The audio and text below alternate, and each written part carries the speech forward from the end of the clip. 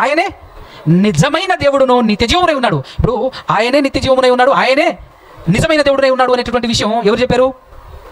యోహాను గారు చెప్పారు ఇక్కడ. అంటే ఇప్పుడు యోహాను గారి ఇంటెన్షన్ ఏంటి? గ్రాప్ అవ్వలవద్దా? యోహాను గారి ఇంటెన్షన్ ఏంటి?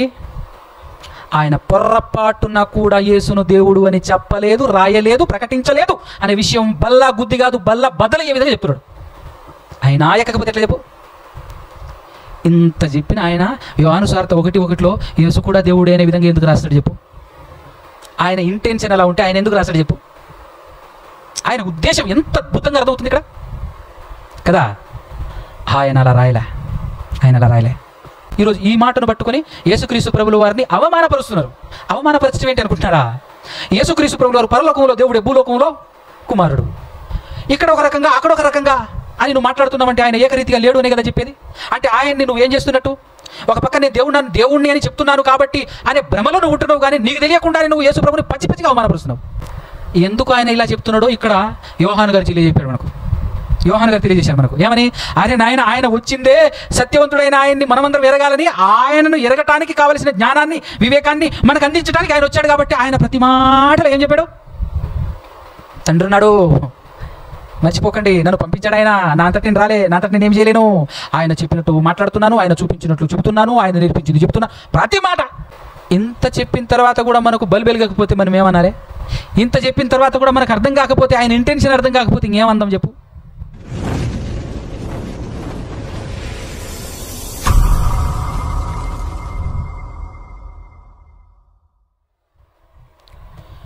సర్వశక్తిమంతుడు, సర్వోన్నతుడు, సమస్త సృష్టిని సృష్టించిన మన అందరి కనతండ్రి అయినటువంటి ఆ ఏకైక దేవదేవునికి, ఆయన కుమారుడు, మన రక్షకుడు యేసుక్రీస్తు ప్రభుల వారి ద్వారా పరిశుద్ధాత్మ సహాయంతో స్తుతి స్తోత్రాలు కృతజ్ఞతాస్తుతులు చెల్లించుచున్నాను.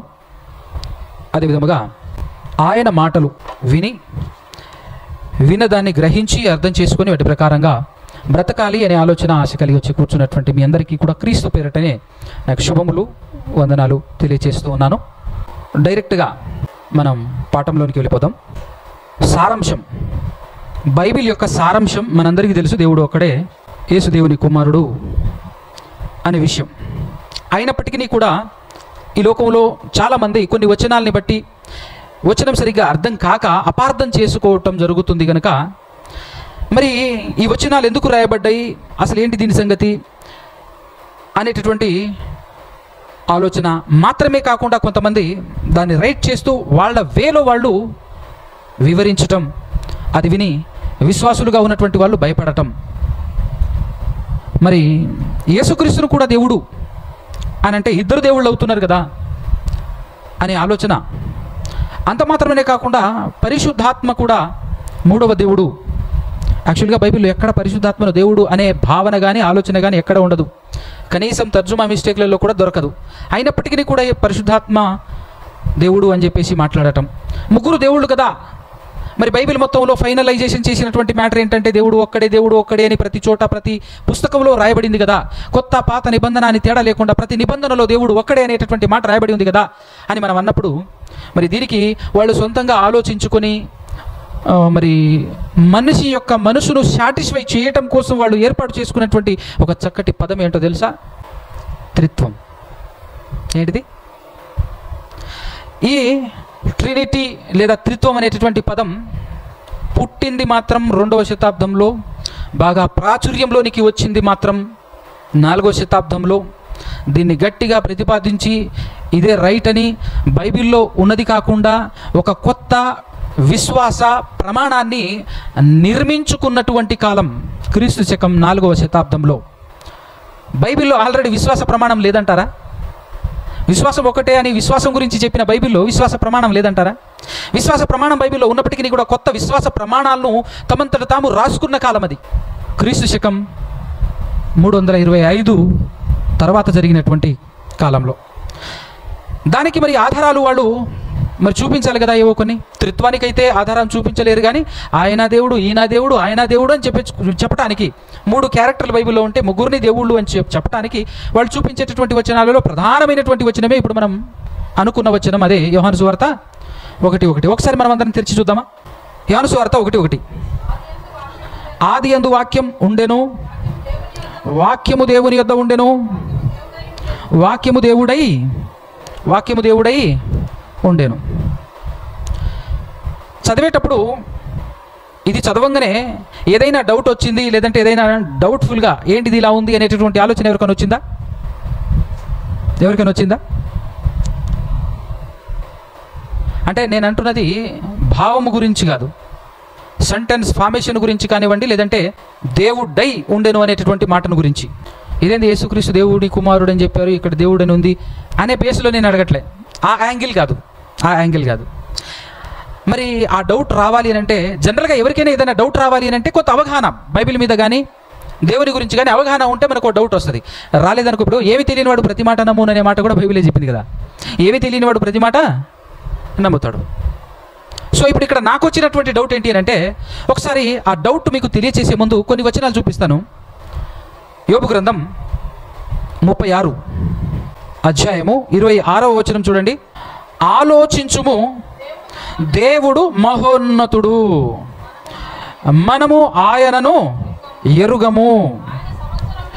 ఆయన సంవత్సరముల సంఖ్య అంటే అర్థం ఏంటండి? ఆయన సంవత్సరముల సంఖ్య మితి లేనిది. ఆయన సంవత్సరముల సంఖ్యకు మితి లేదు. అంటే ఫర్ ఎగ్జాంపుల్, నీకు వయసు ఎంత, నీ ఏజ్ ఎంత అని అడుగుతారు కదా. అడిగినప్పుడు మనం ఏదో ఒక చెప్తాం కదా. అసలు సంవత్సరానికి మితియే లేదు అని అంటే అర్థం ఏంటి? ఒక రకంగా నేను ఎప్పుడు పుట్టానో నాకు తెలీదు అనటం.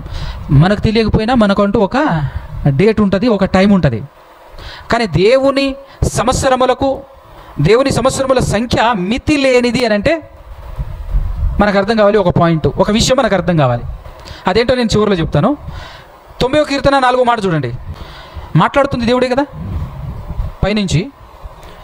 పైనుంచి దేవుని గురించి కదా మాట్లాడబడింది. ప్రభువా, మోషే గారి కీర్తన, తరతరముల నుండి మాకు నివాస స్థలము నీవే, పర్వతములు పుట్టకమునుపు భూమిని, లోకమును నీవు పుట్టింపకమునుపు యుగ యుగములు నీవే దేవుడవు.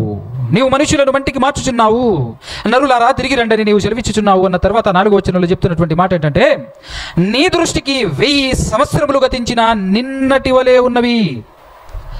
నిన్నటి వలె ఉంటుంది మనకు. తెల్లారితే ఈరోజు నిన్నటి వలె ఉంటుంది మనకు. కానీ దేవునికి 1000 సంవత్సరములు గతించిన నిన్నటి వలె ఉన్నవి.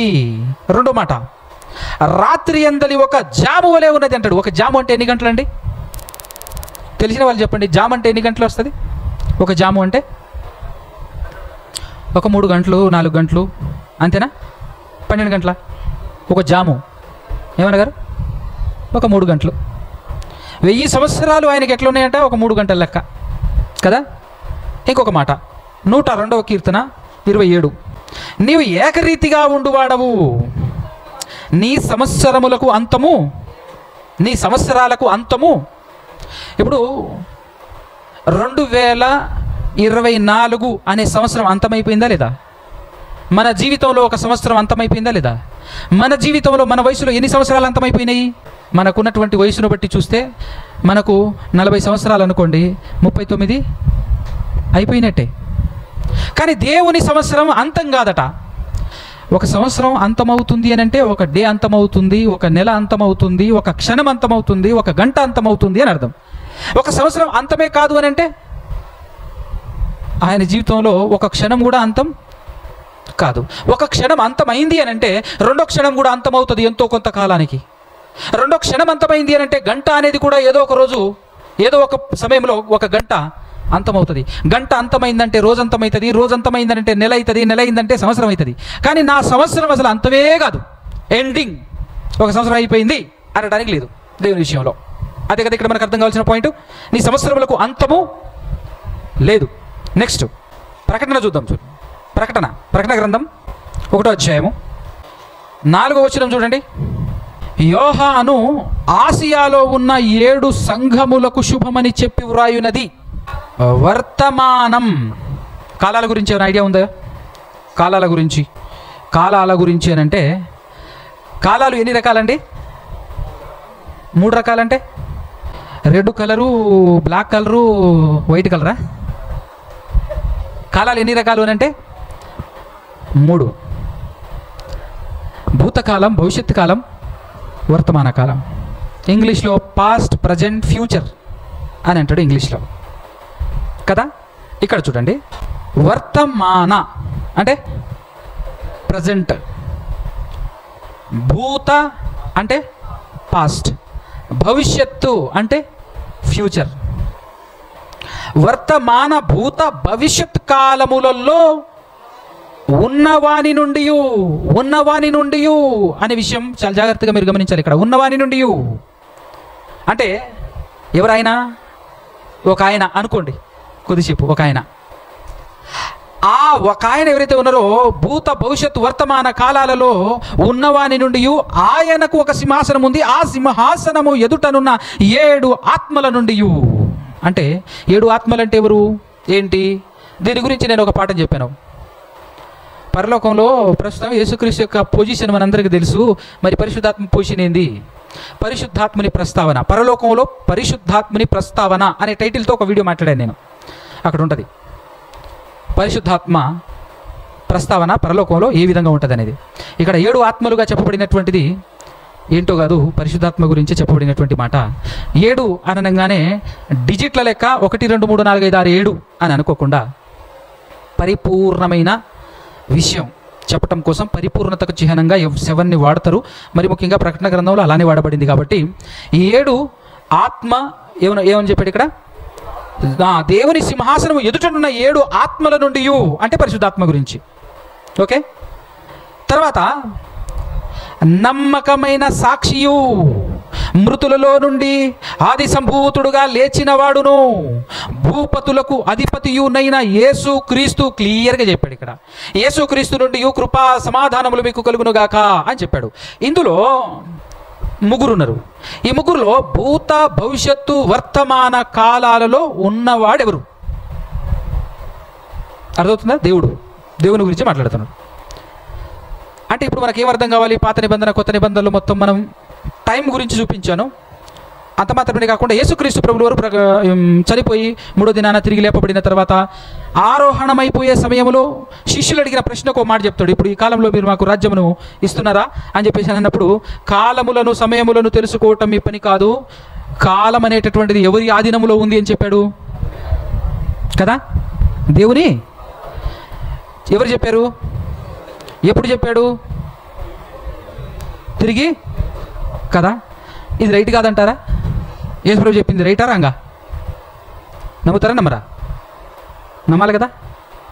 అంటే ఎందుకు ఈ మాట మాట్లాడుతున్నానంటే, చాలామంది మనం కొత్త నిబంధనలో ఉన్నటువంటి యేసుక్రీస్తు ప్రభువు వారు మాట్లాడినటువంటి మాటలు ఎన్నో మనం చూపిస్తుంటాం.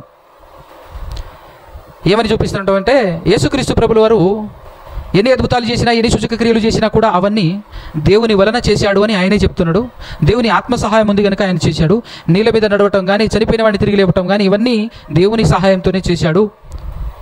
ఆయన మాట్లాడే ప్రతి మాట కూడా దేవుని వల్లనే మాట్లాడాడు. నాకంటే నా తండ్రి గొప్పవాడని మాట్లాడుతున్నాడు అనే మాటలు మనం చూపించినప్పుడు ఏమని మాట్లాడుతున్నారు తెలుసు? చాలామంది మాట్లాడటం విన్నా నేను. ఏమని మాట్లాడుతున్నారంటే, బ్రదర్ మీరు ఎంత అమాయకులు, మీకు బైబిల్ అర్థం కావట్లేదు, మీకు బైబిల్ వనమాలు కూడా తెలియట్లేదు బ్రదర్. ఎందుకు బ్రదర్ ఇంత మాట అన్నామనంటే, ఆయన మానవుడిగా ఉన్నప్పుడు, భూలోకంలో ఉన్నప్పుడు చెప్పినటువంటి మాట బ్రదర్ అది. దాన్ని మీరు సీరియస్ తీసుకుంటే ఎట్లా బ్రదర్? అంటే జోక్గా తీసుకోవాలనా, లే అబద్ధంగా తీసుకోవాలనా? ఇప్పుడు మాట మాట్లాడతాను. ఇందాక అన్నగారు చెప్తూ మాట చెప్పారు, మీకు గుర్తుందో లేదో. ఆయన అవునను వాడును, కాదను వాడునా, కాదని అవునను వాడునా, అవునని కాదను వాడునా, లేకపోతే అవునను వాడనే ఉన్నాడా? ఎందుకు చెప్తున్నానంటే, ఇక్కడ అవునని అక్కడ కాదని చెప్పువాడు ఆయన. భూలోకంలో ఒక మాట, పరలోకంలో ఇంకో మాట చెప్పేవాడా యేసుక్రీస్తు? ఒక మామూలు మనిషే తన యథార్థతను చాటుకోవటానికి ఒక మాట చెప్తుంటాడు, తన ఒరిజినల్ని చాటుకోవటానికి చెప్తుంటాడు. ఏమన్నా తెలుసా? ఒట్టేసి ఒక మాట, వేయకుండా ఇంకో మాట నేను చెప్పను అంటాడా లేదా? అంటే ఒట్టేసి ఒక మాట, వేయకుండా ఒక మాట చెప్తున్నాడంటే ఎవడు వాడు?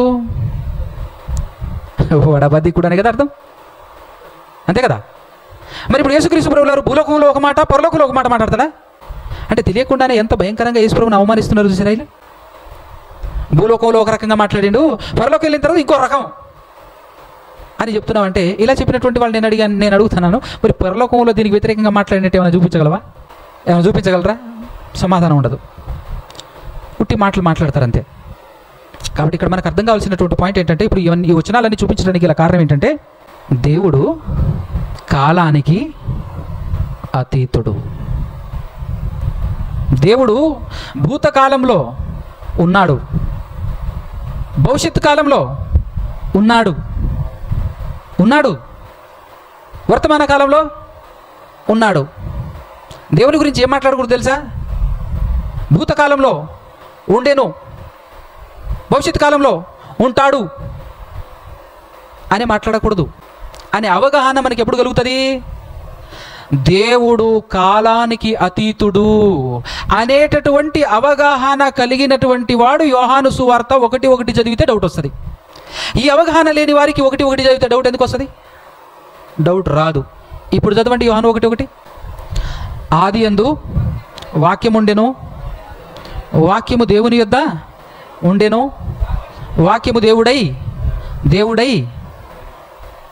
ఇంగ్లీష్లో కూడా వాజ్ గాడ్ అని ఉంటుంది. వాజ్ గాడ్ అంటే ఈజ్ అంటే ప్రజెంట్ టెన్సు, వాజ్ అంటే పాస్ట్ టెన్సు, విల్లు షుడ్ అనేటటువంటి గ్రామర్ వస్తే అది ఫ్యూచర్ టెన్స్ని సూచిస్తుంది.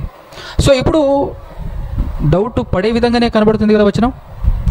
హలో, నేను మన పాఠానికి ఇంట్రడక్షనే చెప్పాను, వివరణ కాదు ఇది, ఇంట్రడక్షన్ మాత్రమే. ఎందుకు అని అంటే మరి అర్థం కావాలి కదా, అసలు ఏంటో గ్రహించాలి కదా, అవునా? ఇప్పుడు ఇది మొదటి పాయింట్ అని అనుకుంటే నేను టోటల్గా ఈ సబ్జెక్ట్లో 3 పాయింట్లు చెప్తాను. ఇది మొదటి పాయింట్. ఇప్పుడు రెండో పాయింట్లోనికి వెళ్దాం. రెండో పాయింట్ ఏంటి అని అంటే యోహాను గారు ఆ పత్రిక రాసింది, ఆ సువార్త రాసింది ఎవరు? యోహాను గారు. ఆ యోహాను గారి ఇంటెన్షన్, అసలు ఆయన ఏ ఇంటెన్షన్తో రాశాడు, ఆయన రాసినప్పుడు అక్కడ ఏం రాసి ఉంటాడు, అనేది థర్డ్ పాయింట్. ఆయన ఏ ఇంటెన్షన్తో అసలు ఈ సువార్త కానివ్వండి, పత్రికలు కానివ్వండి, ప్రకటన గ్రంథములో కూడా మనం ఆయన ద్వారా రాయబడిన పుస్తకాలను ధ్యానం చేస్తే జాగ్రత్తగా ఆయన ఇంటెన్షన్ని మనం గ్రాప్ చేయొచ్చు, ఆయన ఇంటెన్షన్ని మనం గ్రహించాలి. ఇది నేను రెండో పాయింట్గా చెప్పాలనుకుంటున్నాను. ఎందుకు అంటే ఒక సహోదరుడు అడిగాడని చెప్పాను కదా, వచనం చెప్పలేదు కానీ ఆయన ఇంటెన్షన్, నాకు యోహాను గారి ఇంటెన్షన్ తెలియచేయండి అని చెప్పాడు. యోహాను గారు తన సువార్తలో చివరి అంటే 20వ అధ్యాయంలో, బాబా ఆయన నన్ను అడిగినప్పుడు 19వ అధ్యాయము చివరి వచనాలు అని చెప్పి మాట్లాడారు. సో అవగాహన లేకపోయి ఉండొచ్చు, గుర్తుండకపోయి ఉండొచ్చు, కానీ 20వ అధ్యాయంలో ఉంటుంది, యేసు దేవుని కుమారుడైన క్రీస్తు అని మీరు నమ్మునట్లును, అలా నమ్మి ఆయన నామమందు జీవము పొందునట్లును ఇవి వ్రాయబడెను అని ఆయన చెప్పాడు. అంటే ఏవి వ్రాయబడెను? నేనైతే ఖచ్చితంగా చెప్తాను, 4 సువార్తలు, యేసుక్రీస్తు ప్రభువు వారి గురించినటువంటి విషయాలు 4 సువార్తలోనే కదా ఉండేది. అంటే ఆయన జీవితంలో ఆయన చేసిన ఆయన కార్యాల గురించి. సో అవన్నీ కూడా చదివిన తర్వాత మనకు అర్థం కావాల్సిన పాయింట్ యేసు దేవుని కుమారుడు అని, అలా నమ్మితేనే మీకు నిత్యజీవం వస్తుంది అనేటటువంటి ఇంటెన్షన్ ఆయన చెప్తే, అసలు ఆయన ఉద్దేశం ఏంటో నాకు తెలియచెప్పండి అనే విధంగా ఒక ఆయన క్వశ్చన్ అడిగాడు. కాబట్టి ఆయన ఇంటెన్షన్ చెప్పిన తర్వాత 3వ పాయింట్లోనికి నేను వెళ్తాను. ఒకసారి చూద్దాం. యోహాను సువార్త 1వ అధ్యాయంలోనే మనం చూస్తే 1వ వచనం రాసినటువంటి ఆయనే 14వ వచనంలో వాక్యము శరీరధారిగా వచ్చింది, ఆయన దేవుని కుమారుడు అనే విషయం యోహాను గారు తెలియచేస్తూ, తర్వాత మోషేతో పోలుస్తూ రాసినటువంటి మరొక మాట కూడా మనకు కనబడుతుంది. అదేంటి అని అంటే 17వ వచనంలో ధర్మశాస్త్రం మోషే ద్వారా, కృపయు సత్యమును యేసుక్రీస్తు ద్వారా అంటుంటాడు. తర్వాత యేసుక్రీస్తుని పరిచయం చేయడానికి దేవుడు పంపించినటువంటి మరొక వ్యక్తి, ఆయన పేరు కూడా యోహానే. ఈ గ్రంథకర్త కదా ఆ యోహాను గారు, ఆయన బాప్తిస్మం ఇచ్చి యోహాను గారు. ఆయన కూడా తన సాక్ష్యం ఏం చెప్పాడు? ఇదిగో 29వ వచనంలో, ఇదిగో లోక పాపమును మోసుకొని పోవు దేవుని గొర్రెపిల్ల అంటాడు. అంటే దేవునికి సంబంధించిన వ్యక్తిగా దేవుని గొర్రెపిల్ల అని తెలియజేస్తుంటాడు. అలాగే 36లో కూడా అదే మాట చెప్తా ఉంటాడు. 34లో ఈయన్నే దేవుని కుమారుడని నేను తెలుసుకొని మరి సాక్ష్యం ఇచ్చుచున్నాను అని తన సాక్ష్యాన్ని తెలియచేస్తున్నాడు. ఆ విషయాన్ని గ్రంథకర్త రాస్తున్నాడు. తర్వాత 41లో ఇతను మెస్సియా అనేటటువంటి విషయాన్ని మేము కనుగొన్నాము అనే విధంగా ఒక అపోస్తలుడు చెప్పటం మనం చూస్తామా? అలానే కంటిన్యూషన్లో 3వ అధ్యాయం స్టార్టింగ్ నుంచి చూడండి. యాక్చువల్గా నేను ఇంతకుముందు ఒక విషయం చెప్పాను మీకు. అధ్యాయాలు, కొత్త నిబంధన అధ్యాయాలు 15వ శతాబ్దంలో డివైడ్ చేయడం జరిగింది. ఇంతకుముందు అయితే అధ్యాయాలుగా లేదు అనే విషయం చెప్పాను మీకు. అది మనకు గుర్తుంటే మనం అభ్యంతరపడం, ఇబ్బంది పడం. అధ్యాయాలు చేసేటటువంటి వాళ్ళు వాళ్ళకు నచ్చిన రీతిగా వాళ్ళు ఇంత మ్యాటర్ని ఒక అధ్యాయం, ఇంత మ్యాటర్ని ఒక అధ్యాయం అని చెప్పేసి పెట్టారు. కానీ ఎన్నో విషయాలు ఒక అధ్యాయంలో పొందుపరచాల్సింది ఇంకొక అధ్యాయంలోనికి షిఫ్ట్ అయిపోతూ ఉంటుంది. అనంత మాత్రాన మ్యాటర్ వేరు అనేటటువంటి విధానంలోనికి వెళ్లకుండా మనం ఆలోచన చేయాలి. 3:1 నుంచి చూసినట్లయితే ధర్మశాస్త్రం బాగా చదివినటువంటి వ్యక్తి, ధర్మశాస్త్రాన్ని బాగా అర్థం చేసుకున్నటువంటి వ్యక్తి ఒక పరిచయుడు. పరిచయుల క్యాడర్ ఆ కాలంలో ఒక రేంజ్లో ఉండేది. సో యథార్థవంతుడు అని చెప్పాలి ఇతన్ని. మిగతా పరిచయులందరూ ఒకవేళ తెలిసినప్పటికీ కూడా కావాలని వ్యతిరేకిస్తూ జనాల్ని బట్టి, ధనాన్ని బట్టి వ్యతిరేకిస్తున్నటువంటి వారు ఉండొచ్చు. కానీ ఇతను మాత్రం యథార్థవంతుడు. యథార్థవంతుడు అయినప్పటికీ కూడా ధైర్యంగా ఒప్పుకోలేకపోతున్నాడు అనే విషయం కూడా మనకు అర్థమవుతుంది. ఆయన సందర్భం మనం చదివితే సీక్రెట్గా వెళ్తాడు, రాత్రిపూట వెళ్తాడు, తన గురించి ఆలోచిస్తాడు, తన దగ్గర ఉన్న ధర్మశాస్త్రాన్ని కూడా పరిశీలిస్తాడు, క్రీస్తు గురించి ఆలోచిస్తాడు. ఆలోచించి ఆయన చెప్పినటువంటి మాట ఏంటంటే, ఆయన నికోదేము రాత్రి యందు యేసుప్రభు దగ్గరికి వెళ్తాడు. రాత్రి యందు యేసుప్రభు దగ్గరికి వచ్చేసి, నువ్వు చేస్తున్నటువంటివి, నువ్వు మాట్లాడుతున్నటువంటి బోధన చూసి నాకు అర్థమైన విషయం ఒకటి ఏంటంటే, నువ్వు ఖచ్చితంగా దేవుని దగ్గర నుంచి వచ్చావని చెప్తాడు. నీ వెనకాల దేవుడు లేకపోతే, నీకు దేవుడు తోడుగా ఉండకపోతే నువ్వు చేసేటటువంటి కార్యక్రమాలు ఎవడు చేయలేడు అనే విషయాన్ని చెప్తాడు. దాన్ని బట్టి నువ్వు చాలా దగ్గరకు వచ్చేసావబ్బా, నువ్వు నిత్య జీవానికి చాలా దగ్గర అయిపోయినావు, ఇప్పుడు నువ్వు నెక్స్ట్ చేయాల్సింది ఏంటో తెలుసా, మరలా పుట్టడమే అనే విధంగా యేసుప్రభు కూడా ఆయన్ని సూచించడం జరుగుతుంది. తర్వాత ఇదే 3వ అధ్యాయంలో 16 నుంచి చూస్తే చాలా స్పష్టంగా యోహాను గారు చెప్పినటువంటి మాట, దేవుడు లోకమును ఎంతో ప్రేమించెను, ప్రేమించి ఏం చేశాడట, తన ద్వితీయ కుమారుడిగా పుట్టిన వాని యందు విశ్వాసం ఉంచు ప్రతివాడును నశింపక నిత్య జీవం పొందాలని ఆయన ఈ లోకానికి పంపించాడు అనేటటువంటి విషయం మనకు ఇక్కడ అర్థమవుతుంది. అలాగే 31 నుంచి చూసినట్లయితే ఏం చేస్తారంటే, పైనుండి వచ్చేవాడు అందరికీ పైన ఉన్నవాడు, భూమి నుండి వచ్చేవాడు భూ సంబంధమైన సంగతుల గురించి మాట్లాడును, పరలోకం నుండి వచ్చేవాడు అందరికీ పైగా ఉండి, అంటే ఎవరి గురించి, తన గురించి తానే మాట్లాడుకుంటున్నాడు యేసుక్రీస్తు ప్రభువువారు. నేను పైనుంచి వచ్చాను అని చెప్తున్నాడు. పరలోకం నుండి వచ్చేవాడు అందరికీ పైగా ఉండి తాను కన్నవాటిని గురించి, విన్నవాటిని గురించి సాక్ష్యం ఇచ్చును అంటున్నాడు. నేను ఏదైతే చూశానో, ఏదైతే విన్నానో దాని గురించి నేను ఈ లోకానికి వచ్చి సాక్ష్యం ఇస్తున్నాను అని చెప్పేసి మాట్లాడుతున్నాడు. మాట్లాడుతూ ఏం చెప్తున్నాడంటే, ఆయన సాక్ష్యం అంగీకరించువాడు, అంటే ఆయన సాక్ష్యం ఎవడునో అంగీకరింపడనే స్టేట్మెంట్ కూడా ఆయన ఇచ్చుకున్నాడు. చూడు, అది ఈరోజు నిజం అవ్వట్లే. ఈరోజు ఉన్నటువంటి సమాజాన్ని చూస్తే, ఈరోజు బైబిల్ పట్టుకొని సేవకులుగా, బోధకులుగా తిరుగుతున్నటువంటి వాళ్ళే ఆయన సాక్ష్యాన్ని అంగీకరించలేని స్థితి. ఆయన సాక్ష్యం ఏంటి అంటే, ఆయన సాక్ష్యం అంగీకరించువాడు దేవుడు సత్యవంతుడు అను మాటకు ముద్ర వేసి ఉన్నాడు.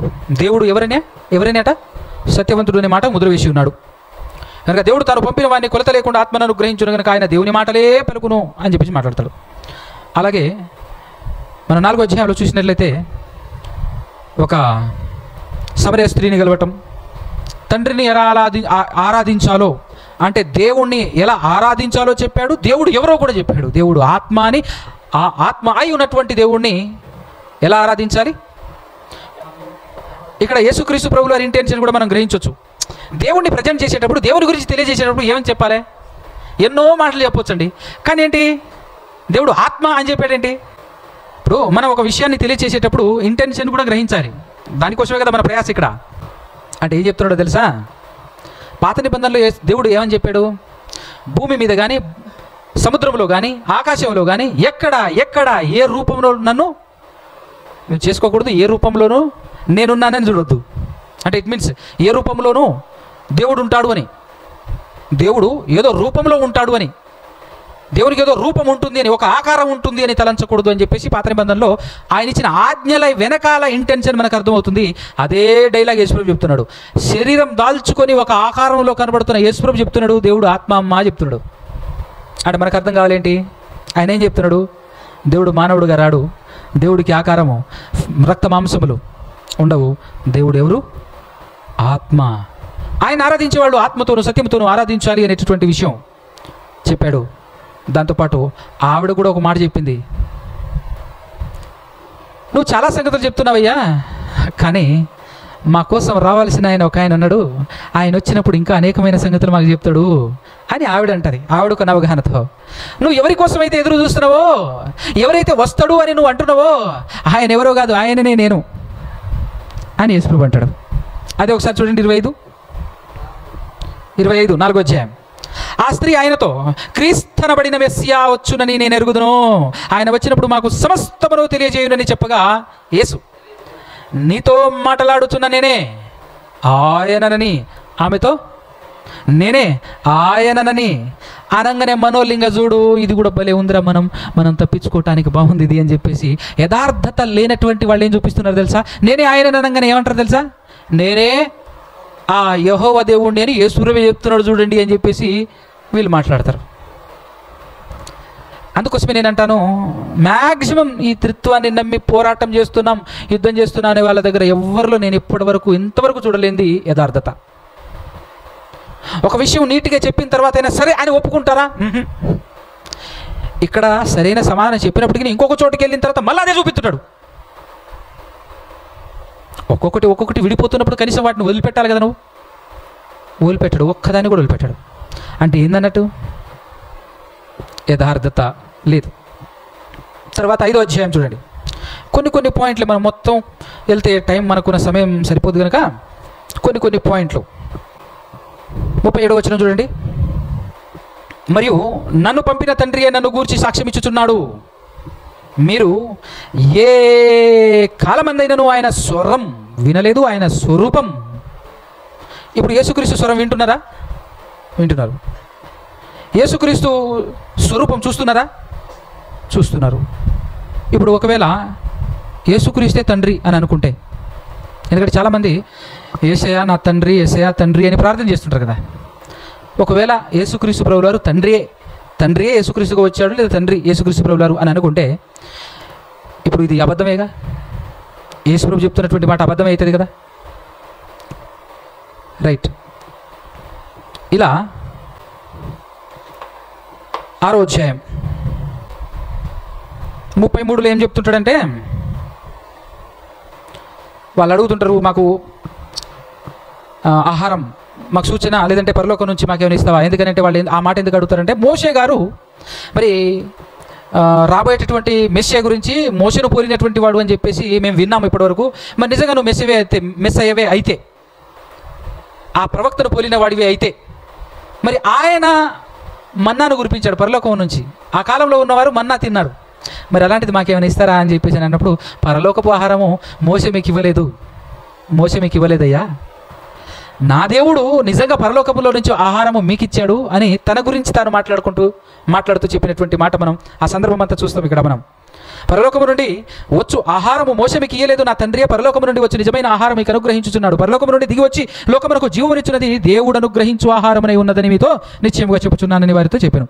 మరి వాళ్ళు చచ్చిపోయారు, నన్ను తినవాడు చావడు అనే విషయం చెబుతూ సారాంశంలో 57 ఏం చెప్తున్నాడంటే, 57వ వచనంలో, జీవము గల తండ్రి నన్ను పంపెను గనుక నేను తండ్రి మూలముగా జీవించుచున్నట్టే నన్ను తినువాడు నా మూలముగా, అంటే నేను ఎవరి మూలముగా జీవించుచున్నాను? తండ్రి మూలముగా జీవించుచున్నానని యేసుప్రభు చెప్పాడు. ఇది భూలోకంలోనే చెప్పాడు, పరలోకంలో వెళ్ళిన తర్వాత ఇలా చెప్పాడు యేసుప్రభు అని చెప్పేసి ఇక్కడొక మాట మాట్లాడేవాడుగా యేసుప్రభుని చిత్రీకరించొద్దు. ఇక్కడైనా అక్కడైనా ఎక్కడైనా ఆయన అవునంటే అవునే అంటాడు తప్ప, అవునంటే అవును, కాదంటే కాదే తప్ప, ఇక్కడ అవునని అక్కడ కాదని వాడు కాదు మన యేసుక్రీస్తు ప్రభుల వారు. అది గుర్తుపెట్టుకోవాలి మనం. అలాగే 7వ అధ్యాయంలో చూసినట్లయితే ఆయన చాలా డైరెక్ట్గానే చెప్తున్నటువంటి మాటలు మనకు కనబడుతుంటాయి. 7వ అధ్యాయంలో 16వ వచనం చూసినట్లయితే, అందుకు యేసు, నేను చేయు బోధ నాది కాదు, నన్ను పంపిన వానిదే అంటున్నాడు. నాదే కాదు అంటున్నాడు. ఇంటెన్షన్ గ్రహిస్తే, ఉద్దేశాన్ని గ్రహిస్తే, ఇప్పుడు చాలామంది మాట్లాడుతుంటారు, ఏమని తెలుసా, మీ ఆవిడకు నువ్వేమవుతావు అంటాడు, పెద్ద తెలుగులోడు అన్నట్టు మాట్లాడుతుంటాడు భర్తను. మీ అబ్బాయికి ఏమవుతావు? నాన్నను. మీ తమ్మునికి ఏమవుతావు? అన్నను. మీ నాయనకు నువ్వేమవుతావు? కొడుకువి. చూసావా ఎన్ని పాత్రలు ఉన్నాయో? నువ్వు ఒక్కనివేగా, అవునా కదా? అవును, నేను ఒక్కనే. అప్పుడు నా వస్తువు ఏదైతే ఉంటుందో, నాది అనుకునేది ఏదైతే ఉంటుందో, అది నేను ఏ పొజిషన్లో, కొడుకుగా ఉన్నప్పుడు కూడా నాదే అంటాను, భర్తగా ఉన్నప్పుడు కూడా నాదే అంటాను. ఏ పొజిషన్లో ఉన్నా నాదే కదా. నాన్నగా ఉంటే నాది కాకుండా పోతుందా? కొడుకుగా ఉంటే నాది కాకుండా పోతుందా? మరి ఇప్పుడు యేసుప్రభు ఏమంటున్నాడు? ఆ బోధ నాదే కాదంటున్నాడు. అంతే కదా దీని అర్థం? అంటే ఏం చెప్తున్నట్టు యేసుక్రీస్తు ప్రభువు గారు? ఆయన నేను కాదంటున్నాడు. ఆయన ఎవరు అని అంటే ఇక్కడ ఏం చెప్తున్నాడు? అందుకు యేసు, నేను చేయబోదా నాది కాదు, నన్ను పంపిన వానిదే. ఎవడైనా ఆయన చిత్తము చొప్పున చేయ నిశ్చయించుకుని ఎడల ఆ బోధ దేవుని వలన కలిగినదో లేక నా అంతటా నేనే బోధించుచున్నాను అన్నప్పుడు ఎంత మీనింగ్ ఉంది అసలు ఇందులో? నేను దేవుణ్ణి కాదు అని ఆయన చెప్పకనే చెప్తున్నాడు. నేను బోధించే బోధ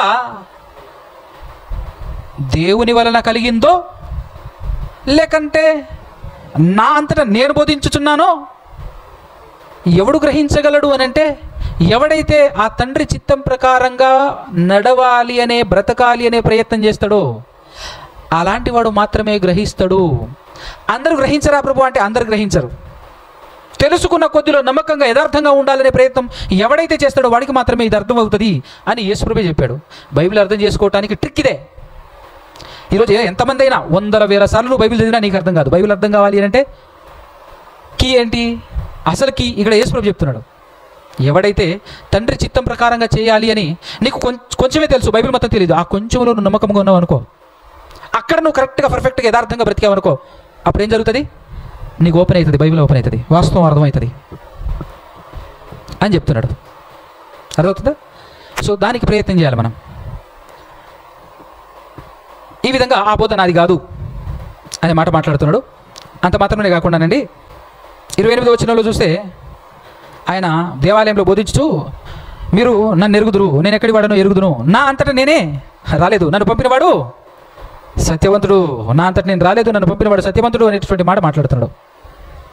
తర్వాత 8వ అధ్యాయంలోనికి మనం వెళ్ళినట్లయితే చాలా విషయాలు మాట్లాడాడు.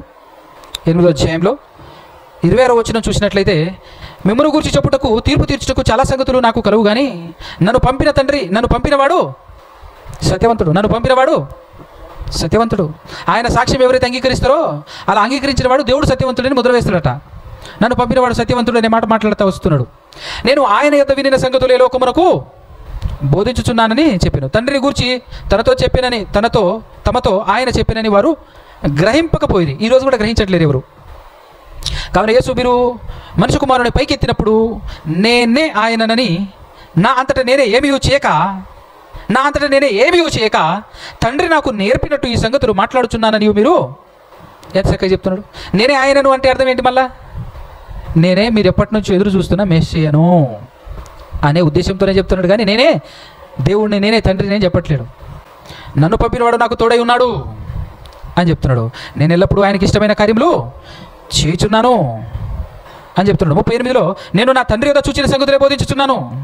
తండ్రి యొద్ద చూసింది, నేర్చుకుంది, చూసారా అనే విధంగా ఆయన 8వ అధ్యాయంలో మాట్లాడుతూ 54లో ఒక మంచి మాట చెప్పాడండి. అందుకు యేసు, నన్ను నేనే మహిమ పరుచుకొనిన ఎడల నా మహిమ ఒట్టిది, మరి ఎవరు మిమ్మల్ని మహిమపరచాలి అని అడిగితే ఆయన ఎంత అద్భుతమైన సమాధానం చెప్పాడంటే, ఇక్కడ మా దేవుడు అని మీరు ఎవరి గురించి చెప్పుదురో అంటే, ఇప్పుడు ఇశ్రాయేలీయులందరూ మా దేవుడు మా దేవుడు అని ఎవరి గురించి చెప్తున్నాడు? ఎవరి గురించి చెప్పుకుంటున్నారు వాళ్ళు? యేసుక్రీస్తు గురించా? కదా.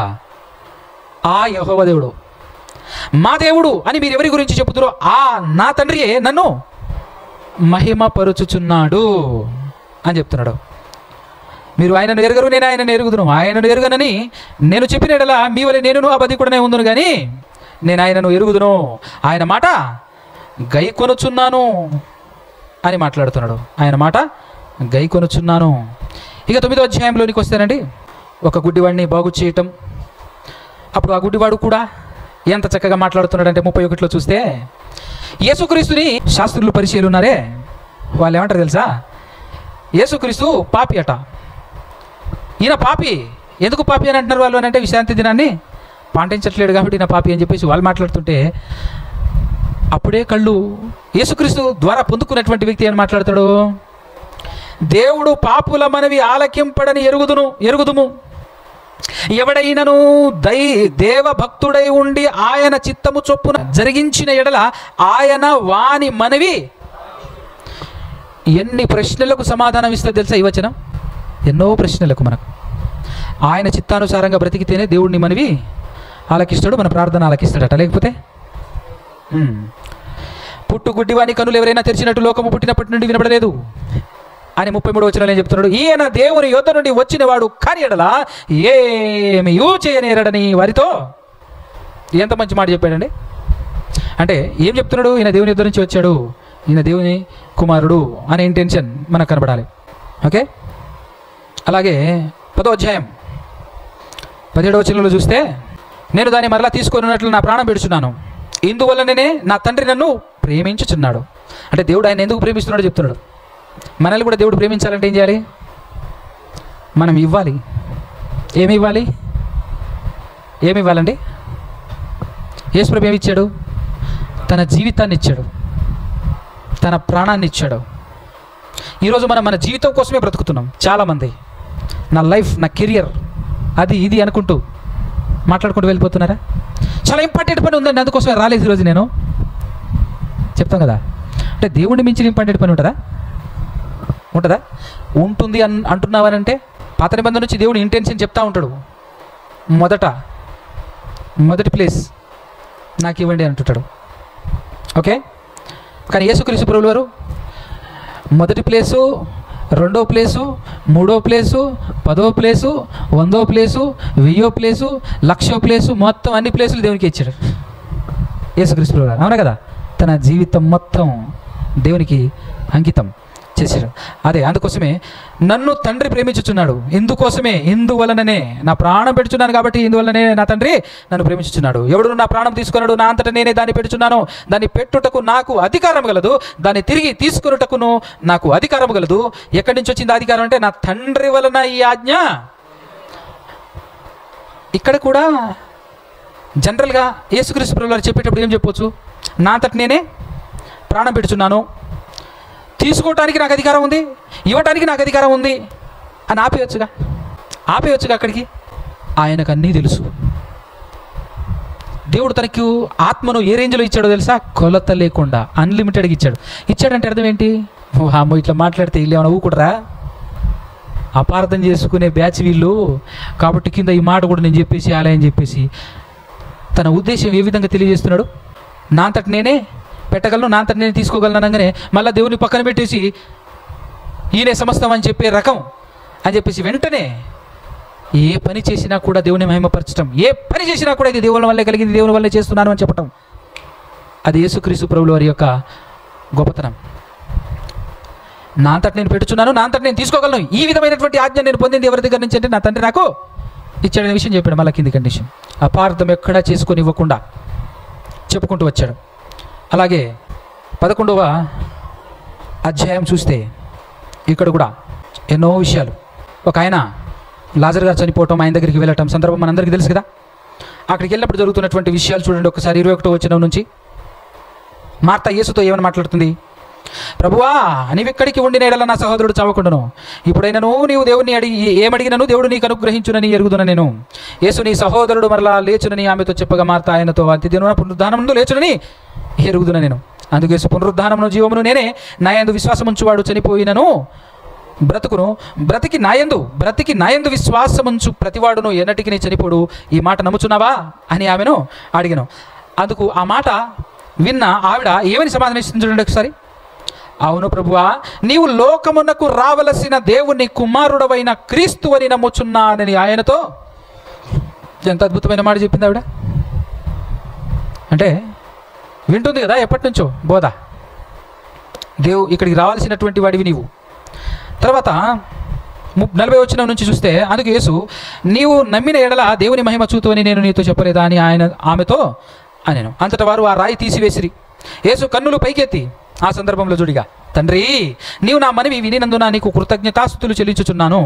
నువ్వు నా మనవి వినుచున్నావని నేను ఎరుగుదును, కానీ నీవు నన్ను పంపితివని చుట్టూ నిలిచి ఉన్న ఈ జనసమూహము నమ్మునట్లు వారి నిమిత్తమై ఈ మాట చెప్పి తిన నేను. అంటే ఆయన ఇంటెన్షన్ చూడండి. యేసుక్రీస్తు ప్రభువు వారి ఇంటెన్షన్ గమనించారా మీరు? ఆయన ఉద్దేశం గమనించారా? నేను ఏ పని చేసినా కూడా నా పనిని బట్టి వీళ్ళందరూ గ్రహించాల్సిన విషయం ఏంటట? ఈయన దేవుని దగ్గర నుంచి వచ్చాడు, దేవుడు పంపిస్తే వచ్చాడు అనే విషయం వీళ్ళు గమనించాలయ్యా. అది నేను చేసే ప్రతి పని వెనకాల తపన పడుతున్నటువంటి తపన, యేసుక్రీస్తు ప్రభువులో పడుతున్న తపన ఏంటంటే వీళ్ళందరూ ఏమని గ్రహించాలి? నువ్వు నన్ను పంపించావు, నీ దగ్గర నేను వచ్చాను అనే విషయం వీళ్ళు గ్రహించాలి.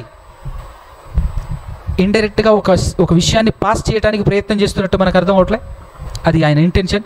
ఆ ఇంటెన్షన్ని ఏమాత్రం పక్కదారి పట్టకుండా జాగ్రత్తగా క్యారీ చేస్తూ రాస్తున్నది గ్రంథకర్త అని గమనించండి. ఆ ఇంటెన్షన్ని క్యారీ చేస్తూ రాస్తున్నాడు యోహాను గారు. మన ప్రయత్నం ఏంటి? యోహాను గారి ఇంటెన్షన్. యోహాను గారి ఇంటెన్షన్ అర్థం కావాలంటే యోహాను గారిని చేత ఈ విధంగా రాయించింది, లేదంటే యోహాను గారు ఎవరి గురించి అయితే రాస్తున్నాడో ఆయన ఇంటెన్షన్ కూడా మనకు కనబడుతూనే ఉంది ఇక్కడ నీట్గా. ఓకే, తర్వాత ఇలా చూసుకుంటూ పోతే మనకు సమయం అవుతుంది కనుక ఒక్కొక్క వచనం చూపించుకుంటూ పోతాను. 12వ అధ్యాయం చివరి వచనాలు చూడండి. 12వ అధ్యాయంలో చివరి 2 వచనాలు. ఏలైనగా నా అంతటా నేనే మాట్లాడలేదు, నేను ఏమనవలెనో ఏమి మాట్లాడవలెనో దానిని గూర్చి నన్ను పంపిన తండ్రియే నాకు ఆజ్ఞ ఇచ్చి ఉన్నాడు. చూసారా, ఏం అనవలెనో ఏమి మాట్లాడవలెనో ప్రతిదీ కూడా నాకు ఇచ్చాడు. భూలోకంలో ఉన్నప్పుడు ఇట్లా చెప్పాడండి, కానీ ఒరిజినల్ ఇది కాదు అన్నామనుకో, ఎవరిని అవమానపరిచినట్టు, ఎవరిని కించపరిచినట్టు, ఎవరిని తక్కువ చేసినట్టు? నువ్వు డైరెక్ట్గా ఫస్ట్ యేసుక్రీస్తునే కదా. ఇక్కడ అవునని చెప్పి అక్కడ కాదని చెప్తాడా? ప్రభువా మొత్తం దేవుడు నీకు నేర్పించాడట కదా, అక్కడ నేర్చుకుని వచ్చావట కదా అని అంటే భూలోకంలో అవును అని చెప్పి పరలోకానికి వెళ్ళిన తర్వాత కాదంటాడా? కాదంటాడా? అక్కడికి వెళ్ళిన అవుని అనాలి కదా. అక్కడ ఒక మాట ఇక్కడ ఒక మాట కాదు కదా, మాట్లాడేవాడు కాదు కదా మన ప్రభువు. అది గమనించాలి మనం. 50వ వచనంలో, మరియు ఆయన ఆజ్ఞ నిత్యజీవమని నేను ఎరుగుదును కనుక నేను చెప్పు సంగతులను తండ్రి నాతో చెప్పిన ప్రకారం చెప్పుచున్నాను. నేను తండ్రి నాతో చెప్పిన ప్రకారము చెప్పుచున్నాను అని నేను. 3వ వచనం చూస్తే 13వ అధ్యాయంలో, తండ్రి తన చేతికి సమస్తమును అప్పగించననియు తాను దేవుని యొద్ద నుండి బయలుదేరి వచ్చననియు దేవుని యొద్దకు వెళ్ళవలసి ఉన్నదనియు యేసు ఎరిగి భోజన పంక్తిలో నుండి లేచి తన పైవస్త్రమును అవతల పెట్టివేసి ఒక టవల్ తీసుకొని శిష్యుల పాదాలు కడగటం తుడవటం మొదలెట్టాడు. అలాగే 16వ వచనంలో చెప్తున్నాడు, దాసుడు తన యజమానుని కంటే గొప్పవాడు కాడు. నెక్స్ట్ మాట, పంపబడినవాడు తను పంపిన వాని కంటే గొప్పవాడు కాడని మీతో ఏం చెప్తున్నాడు? అసలు యేసు ప్రభు ఏం చెప్పాడు ఇక్కడ? ఆయన ఇంటెన్షన్ ఏంటి అసలు? 100 సార్లు నా అంతటి నేను రాలేదు, నన్ను పంపించాడు, నన్ను పంపించిన ఆయన ప్రకారంగా నేను చేస్తాను, నన్ను పంపించిన ఆయన చిత్తం నెరవేరుస్తానని చెప్తూ ఏం చెప్తున్నాడు? పంపబడిన వాడు పంపిన వాని కంటే అంటే ఏం చెప్తున్నాడు ఆయన కదా? గమనించాలి మనం, గ్రహించాలి మనం. అలా చెప్పుకుంటూ తర్వాత 14వ అధ్యాయంలో 6వ వచనం చూడండి. యేసు నేనే మార్గమును సత్యమును జీవమును, నా ద్వారానే తప్ప ఎవడును నా ద్వారానే తప్ప ఎవడును తండ్రి యొద్దకు రాడు. ఈ మాటను చూసి కూడా చాలామంది అపార్థం చేసుకొని పోతున్నారు. నేనే సత్యమును, నేనే జీవమును, నేనే మార్గమును అన్నాడు. ఇక నేనే అన్న తర్వాత ఎవరు లేడండి. కొంచెం కిందికి కూడా చదవవా? పూర్తి వచనం రాయరు. అక్కడ తెలుగు భాష పండితుడు, 25 సంవత్సరాల సేవ చేసిన అనుభవం కలిగినటువంటి మహానుభావుడు, పిహెచ్డి హోల్డర్. పిహెచ్డి అని అంటే ఈ కాలంలో పిహెచ్డీలు చేసే వాళ్ళకి పెద్ద విలువ, పెద్ద జ్ఞానం ఉండకపోవచ్చు. స్వాతంత్రం, మన భారతదేశానికి స్వతంత్రం రాకముందు పుట్టిన వ్యక్తి ఆయన. వెనకాల కూర్చొని ఉన్నాడులే, 87 పిహెచ్డి చేశాడు ఆయన. 87 సంవత్సరాల వయసు కలిగి 25 సంవత్సరాలు సేవ చేసినటువంటి వ్యక్తి. ఈ లోకంలో భారతదేశంలో పూజారులు అని ఎవరినంటారో దానికి సంబంధించిన వ్యక్తి ఆయన. భారతదేశంలోనే ఉంటాయి కులాలు, బయట ఎక్కడ ఉండవు కదా. అయినా కూడా సేవ చేసి వచ్చినటువంటి వ్యక్తి. ఆయన ఏమన్నాడు తెలుసా? ఆయన గురించి ఎందుకు చెప్తున్నానంటే, ఒక పెద్ద ఆయన వెనకాల బోర్డు ఏమని రాసుకున్నాడంటే, దేవుడు ఆత్మ గనక ఆత్మతోనూ సత్యముతోనూ ఆరాధించవలెను అని రాశాడు ఒక ఆయన. ఆ వ్యక్తి ఏమన్నాడు తెలుసా? సరిగ్గా రాయి అన్నాడు. ఎన్నిసార్లు చూసుకున్నా సరిగ్గానే ఉంది కదా అని అనుకుంటాం మనం. కానీ ఆయన ఏమన్నాడు తెలుసా? ఆరాధించవలెను కాదు, ఆరాధించవలెననెను. అంత జాగ్రత్తగా రాయాలి. వచనం పూర్తిగా రాయి, సగంలో ఆపేకు. వలెను అని నువ్వు చెప్పినట్టు రాస్తే ఎట్లా? వలెనా నేను అని ఎవరు చెప్పారు? అది అంటే ఇంత చక్కగా గమనించాలనా, ఇంత జాగ్రత్తగా గమనించాలి. అవును, సగంలోనే ఆపేస్తే పెళ్లి విషయంలో కూడా అందరూ సగమే చదువుతారు. ఏమని చదువుతారు? వివాహము అన్ని విషయములలో ఘనమైనది అని రాస్తాడు, అంతే. అట్టనే ఉందా వచనంలో? ఘనమైనది గాను పాన్పు నిష్కల్మషమైనది గాను ఉండవలను అంటాడు. రాయి మొత్తం పరిపూర్ణంగా రాయి, బాగుంటుంది అని అంటాడు ఆయన. అర్థమవుతుందా? కాబట్టి ఇక్కడ కూడా నేనే మార్గమును సత్యమును జీవమును. చాలా ఎక్కడికి మార్గమో చూడవా? నేనే మార్గము, నేనే సత్యము. ఈ సత్యం ఎందుకు కావాలి నీకు? ఈ జీవం ఎందుకు కావాలి నీకు? ఫైనల్గా ఎవరిని చేరటానికి? దేవుణ్ణి చేరటానికి. అదే నెక్స్ట్ చెప్పాడు ఫైనల్గా, నా ద్వారా తప్ప ఎవ్వడు కూడా ఎవరి దగ్గర లేరు. అది ఆయన మాట్లాడటం చూస్తే దిమ్మ తిరిగిపోతుంది. మీరు కరెక్ట్గా ఆలోచిస్తే యేసుక్రీస్తు ప్రభువు మాటలు ఇక్కడ నా ద్వారా తప్ప ఎవడును పొందలేడు నిత్య జీవం అని చెప్పొచ్చు, నా ద్వారా తప్ప ఎవడును చేరలేరు పరలోకం అని చెప్పొచ్చు. అవి చెప్పకుండా నా ద్వారా తప్ప ఎవడు ఎక్కడికి వెళ్ళలేడు. అసలు ఏందండి ఆయన ఇంటెన్షన్? అసలు అంటే నాకంటే గొప్పవాడు, నన్ను పంపించినవాడు ఒక ఆయన ఉన్నాడు అనేటటువంటి విషయాన్ని చెప్పటానికి ప్రతి సీన్లో ప్రతి విషయంలో తప్పిస్తున్నాడు. చూడు, ఆయన ఇంటెన్షన్ని గ్రాప్ చేస్తూ చదివితే పిచ్చెక్కుతుంది మనకు. వా, యేసుక్రీస్తు ఎంత ఘనుడు అర్థమవుతుంది మనకు అప్పుడు. అక్కడ ప్రతి విషయంలో దేవుణ్ణి మహిమపరుస్తుంటాడండి, ప్రతి విషయంలో. అది యేసుక్రీస్తు.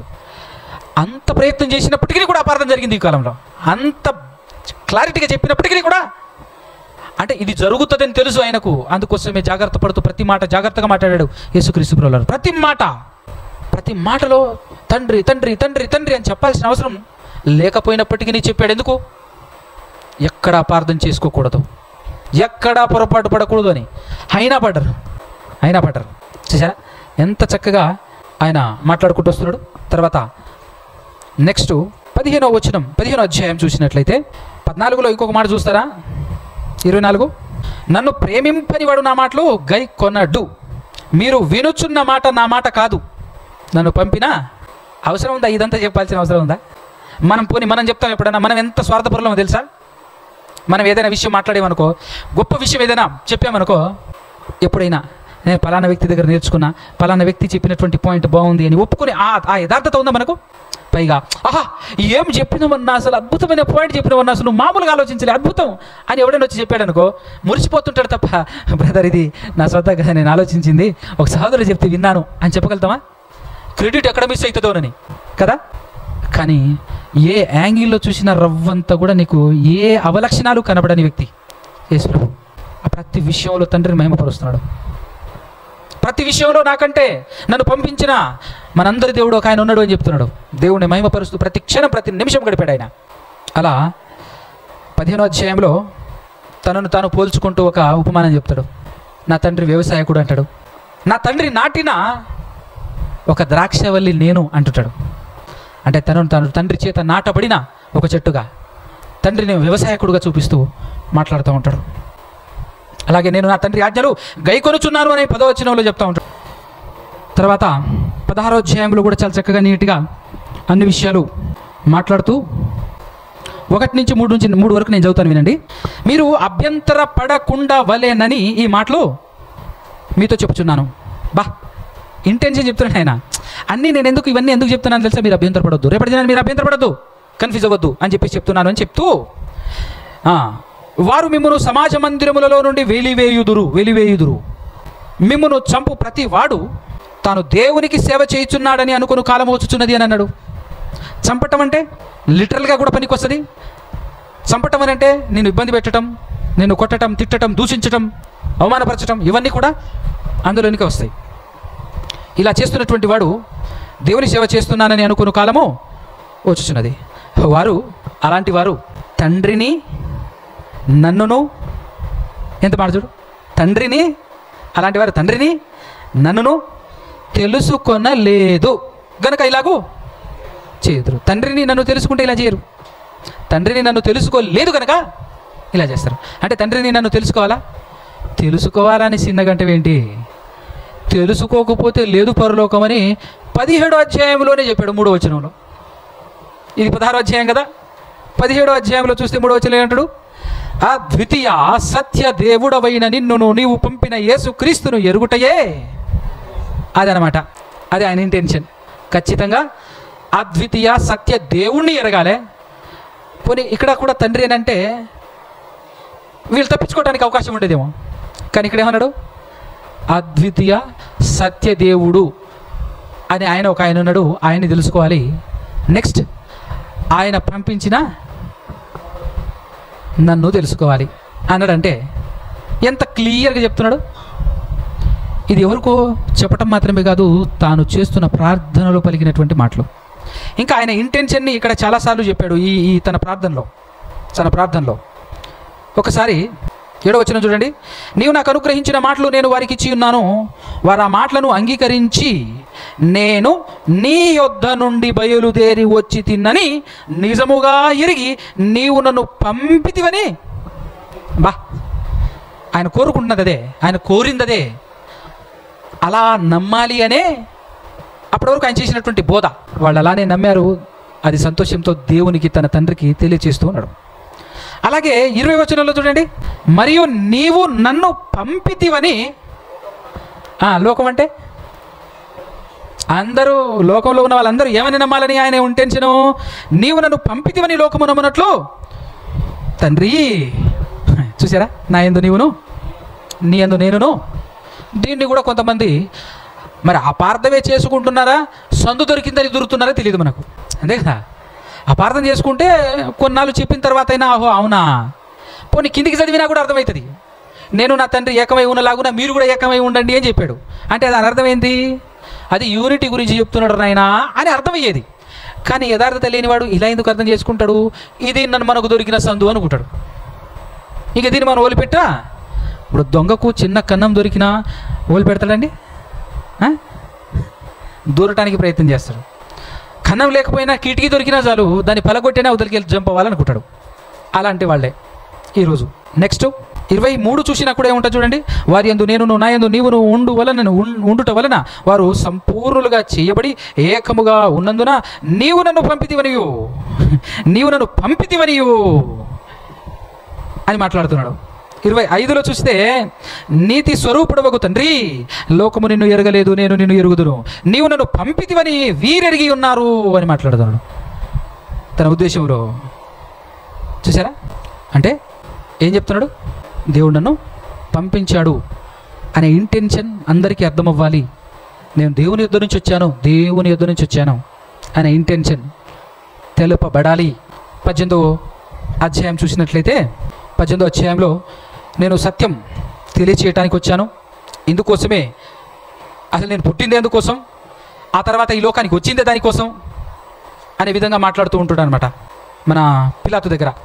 ఇక్కడ ప్రధాన యాజకులు కూడా పట్టకపోయిన తర్వాత యేసు ప్రభును ఇప్పుడైనా చెప్పు నువ్వెవరు అంటాడు.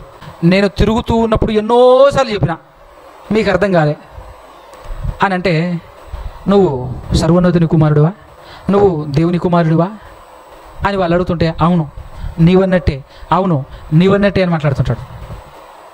సో ఆయన జీవితం మొత్తం చూసి ఆయన సేవ చేసినటువంటి సేవాకాలం మొత్తం గ్రహించి అబ్జర్వ్ చేసి పిచ్చెక్కిపోయి ఆయన్ని చంపాలని నిర్ణయం తీసుకున్నటువంటి వాళ్ళు ఆయనని చంపిస్తూ ఉన్నప్పుడు, ఎందుకయ్యా మీరు ఆయన్ని చంపాలనుకుంటున్నారు అని పిలాతు అడిగినప్పుడు వాళ్ళందరూ ముక్త కంఠంతో ఇచ్చిన సమాధానం ఏంటో తెలుసా? 19వ అధ్యాయం 7వ వచనం. అందుకు యూదులు ఇస్తున్న సమాధానం, మాకొక నియమం కలదు. ఏంటిది ఆ నియమం అంటే, తాను దేవుని కుమారుడనని ఇతడు చెప్పుకొనెను గనుక ఆ నియమము చొప్పున ఇతడు చావవలెనని అతనితో. అంటే ఏం చెప్పుకున్నాడు యేసు ప్రభు? కాబట్టి మేము చంపుతున్నాం కదా. అంటే ఏనాడు కూడా దేవుడు అని చెప్పుకోలేదు. దేవుని కుమారుడు అని చెప్పుకోవటం మనం ప్రత్యక్షంగా చూసాము. తర్వాత వాళ్ళు కూడా చెప్తున్నారు. కొన్నిసార్లు వాళ్ళు అపార్థం చేసుకున్నప్పటికీ, అంటే నేను నా తండ్రి ఏకమై ఉన్నాము అని చెప్పేసి యేసు మాట్లాడగానే ఇదే నేను దేవునితో సమానంగా చేసుకుంటున్నావు అని వాళ్ళు కొన్నిసార్లు అపార్థం చేసుకున్నారు. కానీ ఆ తర్వాత అంటాడు, నేను దేవుని కుమారుడిని అన్నందుకు దేవుడు ప్రత్యక్ష చేసి పంపించినటువంటి ఆయన్ని అవమానపరుస్తారా, రాళ్లతో కొట్టాలని చూస్తారా అని కూడా ఫైనల్గా ఆయన వాళ్ళు ఆ విధంగా అపార్థం చేసుకున్నప్పటికీ కూడా సరైనటువంటి కోణంలో యేసుక్రీస్తు ప్రభువును మాట్లాడటం మనం చూస్తాం. ఇలా 19వ అధ్యాయం తర్వాత 20వ అధ్యాయం, 20వ అధ్యాయంలో చనిపోయి మరలా తిరిగి లేపబడటం మనం చూస్తాం. తిరిగి లేపబడిన తర్వాత తనను వెతుక్కుంటూ కొంతమంది స్త్రీలు వస్తారు. అందులో మగ్దలేని మరియ గారు మనకు కనబడతారు. మరియ గారిని చూసి యేసు ప్రభు చెప్పినటువంటి మాట, కనీసం చనిపోయి తిరిగి లేచిన తర్వాత అయినా వాస్తవం చెప్పొచ్చుగా. వీళ్ళ లెక్కల ప్రకారంగా ఆయన దేవుని కుమారుడు అనేది వాస్తవం కాదు, ఒరిజినల్ ఆయన దేవుడే, వాస్తవానికి ఆయన దేవుడే అని మాట్లాడుతున్నటువంటి వాళ్ళతో మాట్లాడుతున్నాను. పోనీ ఇప్పుడైనా చెప్పొచ్చు కదా, చనిపోయి మరలా తిరిగి లేచారు, ఇప్పుడు ఎవరైనా కొడతారా, తిరుగుతారా? ఇప్పుడు యేసుక్రీస్తు ప్రభువుని చంపగలిగే ఆయుధం ఉందా? అవునా కదా? మహిమ దేహంతో నిలబడ్డాడు, గోడలు ఆపలేవు, అవతల నుంచి యువతలకి తలుపులు వేయంగానే రావటం మనం ఆ సందర్భం కూడా చూస్తాం. సో ఇక్కడ ఏమని అంటున్నాడు యేసుక్రీస్తు ప్రభువు గారు? యేసు ఆమెతో 20వ అధ్యాయం 17వ వచనం, నేను ఇంకను తండ్రి యొద్దకు ఎక్కిపోలేదు కనుక నన్ను ముట్టుకొనవద్దు, అయితే నా సహోదరుల యొద్దకు వెళ్ళి నా తండ్రియు మీ తండ్రియు, నా దేవుడును మీ దేవుడును అయిన వాని యొద్దకు నేను ఎక్కిపోవచ్చున్నాను. అంటే ఏం చెప్తున్నాడు? ఇప్పటివరకు చెప్పిన తండ్రి నాకు మాత్రమే కాదు, మీకు కూడా తండ్రి. ఇప్పటివరకు మీరు దేవుడు దేవుడు అంటున్నారు, ఆయన మీకు కాదు, నాకు కూడా దేవుడే. అంటే ఏం చెప్తున్నాడు యేసు ప్రభు? మనందరికీ దేవుడు ఆయనే, మనందరికీ తండ్రి ఆయనే అని చెప్తున్నాడు. సో ఇప్పుడు ఇంత చక్కగా రాస్తున్నటువంటి యోహాను గారు ఇదే 20లో చివరిలో ఏం చెప్తున్నాడు? మరియు అనేకమైన ఇతర సూచక క్రియలను యేసు తన శిష్యులు ఎదుట చేసినో అవి ఈ గ్రంథమందు వ్రాయబడి ఉండలేదు, కానీ యేసు దేవుని కుమారుడైన క్రీస్తు అని మీరు నమ్మునట్లును నమ్మి ఆయన నామమందు జీవం పొందినట్లును ఇవి. అంటే ఏం చెప్పాడు ఇప్పుడు ఆయన? ఇప్పుడు యోహాను గారి ఇంటెన్షన్ ఏంటి? మీరు గమనించండి.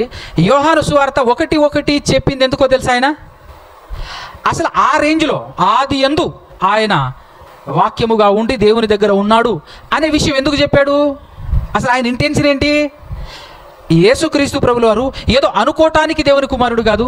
యేసుక్రీస్తు ప్రభుల వారు ఏదో నీకు లెక్క నాకు లెక్క మాత్రమే కాదు, ఆయన 100కి 100% తేడా లేదు. అన్ని యాంగిల్లో చూసినా, ఏ కోణంలో చూసినా ఆయన దేవుని కుమారుడు అని చెప్పటానికి యోహాను సువార్త 1:1 రాశాడు.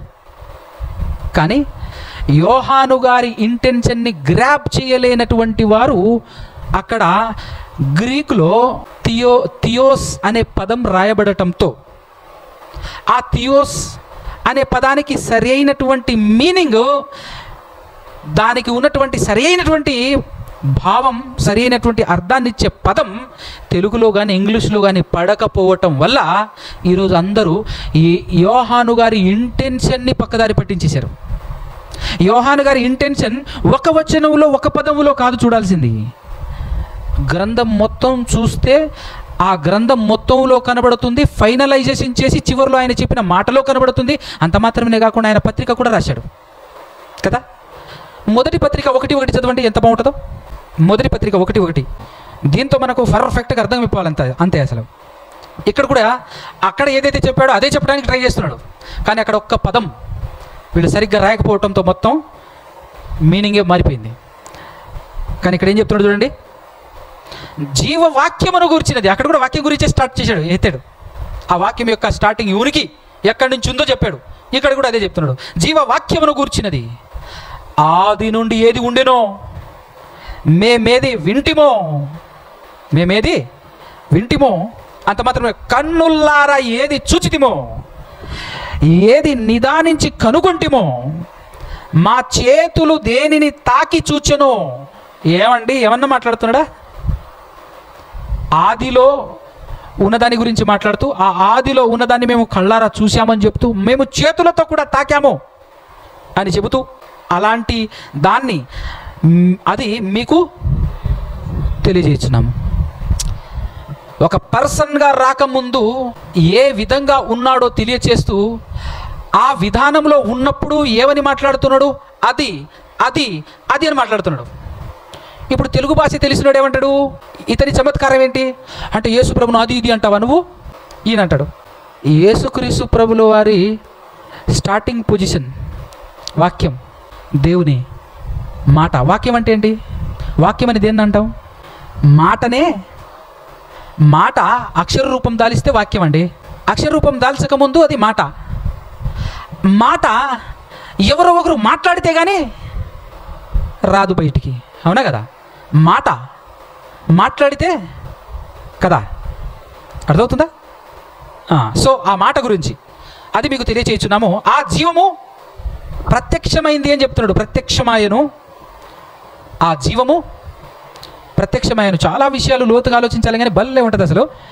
ప్రత్యక్షమాయను, తండ్రి యొద్ద ఉండి, ఇప్పుడు చెప్తున్నాడు క్లారిటీగా, తండ్రి యొద్ద ఉండి మాకు ప్రత్యక్షమైన ఆ నిత్య జీవమును మేము చూచి ఆ జీవమును గూర్చి సాక్ష్యమిచ్చుచు దానిని మీకు, కదా, తండ్రి దగ్గర ఉండేది ఆ జీవము, ఆ జీవవాక్యము అని మాట్లాడుతూ, ఆ జీవవాక్యం ప్రత్యక్షమైతే మేము చూసాము, కనులారా చూసాము, తాకాము మా చేతులతో అని చెబుతూ 3వ వచనంలో చెప్తున్నాడు, మాతో కూడా మీకును సహవాసము కలుగునట్లు మేము చూచిన దానిని వినిన దానిని మీకును తెలియజేయుచున్నాము. మన సహవాసమైతే తండ్రితో కూడాను ఆయన కుమారుడైన యేసుక్రీస్తుతో కూడాను ఉన్నది. మన సంతోషము పరిపూర్ణమౌటకై మేము ఈ సంగతులను, అంటే ఏం చెప్పాడండి? ఏం చెప్పాడు? ఆదిలో నుంచే మొదలుపెట్టాడు ఇక్కడ కూడా, కానీ ఫైనలైజేషన్ ఏం చెప్పాడు? ఆయన దేవుని కుమారుడు, ఆయన తండ్రికి కుమారుడు, తండ్రి యొద్ద ఉన్నాడు. ఇక్కడ తండ్రి అన్నాడు, అక్కడ దేవుడు అన్నాడు, అంతే. అక్కడ దేవుని యొద్ద అన్నాడు, ఇక్కడ తండ్రి యొద్ద అన్నాడు. తండ్రి యొద్ద ఉండి అన్నాడు, అక్కడ దేవుని యొద్ద ఉండి అని అన్నాడు. అర్థమవుతుందా? సో ఎవరు ఆ తండ్రి యొద్ద ఉన్నది అని అంటే ఇక్కడ ఏం చెప్తున్నాడు? ఫైనల్లీ కిందికి వచ్చి ఏం చెప్తున్నాడు? దేవుడు దేవుని కుమారుడు అని చెప్తున్నాడు. ఏం చెప్తున్నాడు? దేవుని కుమారుడు, తండ్రి యొక్క కుమారుడు అని చెప్తున్నాడు. తండ్రి యొక్క కుమారుడు అని చెప్తున్నాడు. తండ్రితోనూ ఆ తండ్రి యొక్క కుమారుడైన యేసుక్రీస్తుతోనూ ఉన్నది అని అంటున్నాడు. ఇలానే చెప్పుకుంటూ పోతే కిందికి వెళ్ళి ఏమంటున్నాడు? 7వ వచనంలో చూస్తే, 6 నుంచి చూస్తే, ఆయనతో కూడా సహవాసము గలవారమని చెప్పుకొని చీకట్లో నడిచినడలా మనం అబద్ధమాడుచు సత్యమును జరిగించుకుందాము. అయితే ఆయన వెలుగులో ఉన్న ప్రకారం మనము వెలుగులో నడిచినడలా మనము అన్యోన్య సహవాసము గలవారమై ఉందుము. అప్పుడు ఆయన కుమారుడైన యేసు రక్తము ప్రతి పాపము నుండి మనలను పవిత్రులుగా, ఆయన కుమారుడు చూసారా? తర్వాత 2వ అధ్యాయం 2వ వచనంలో కూడా ఏం చెప్తున్నాడు?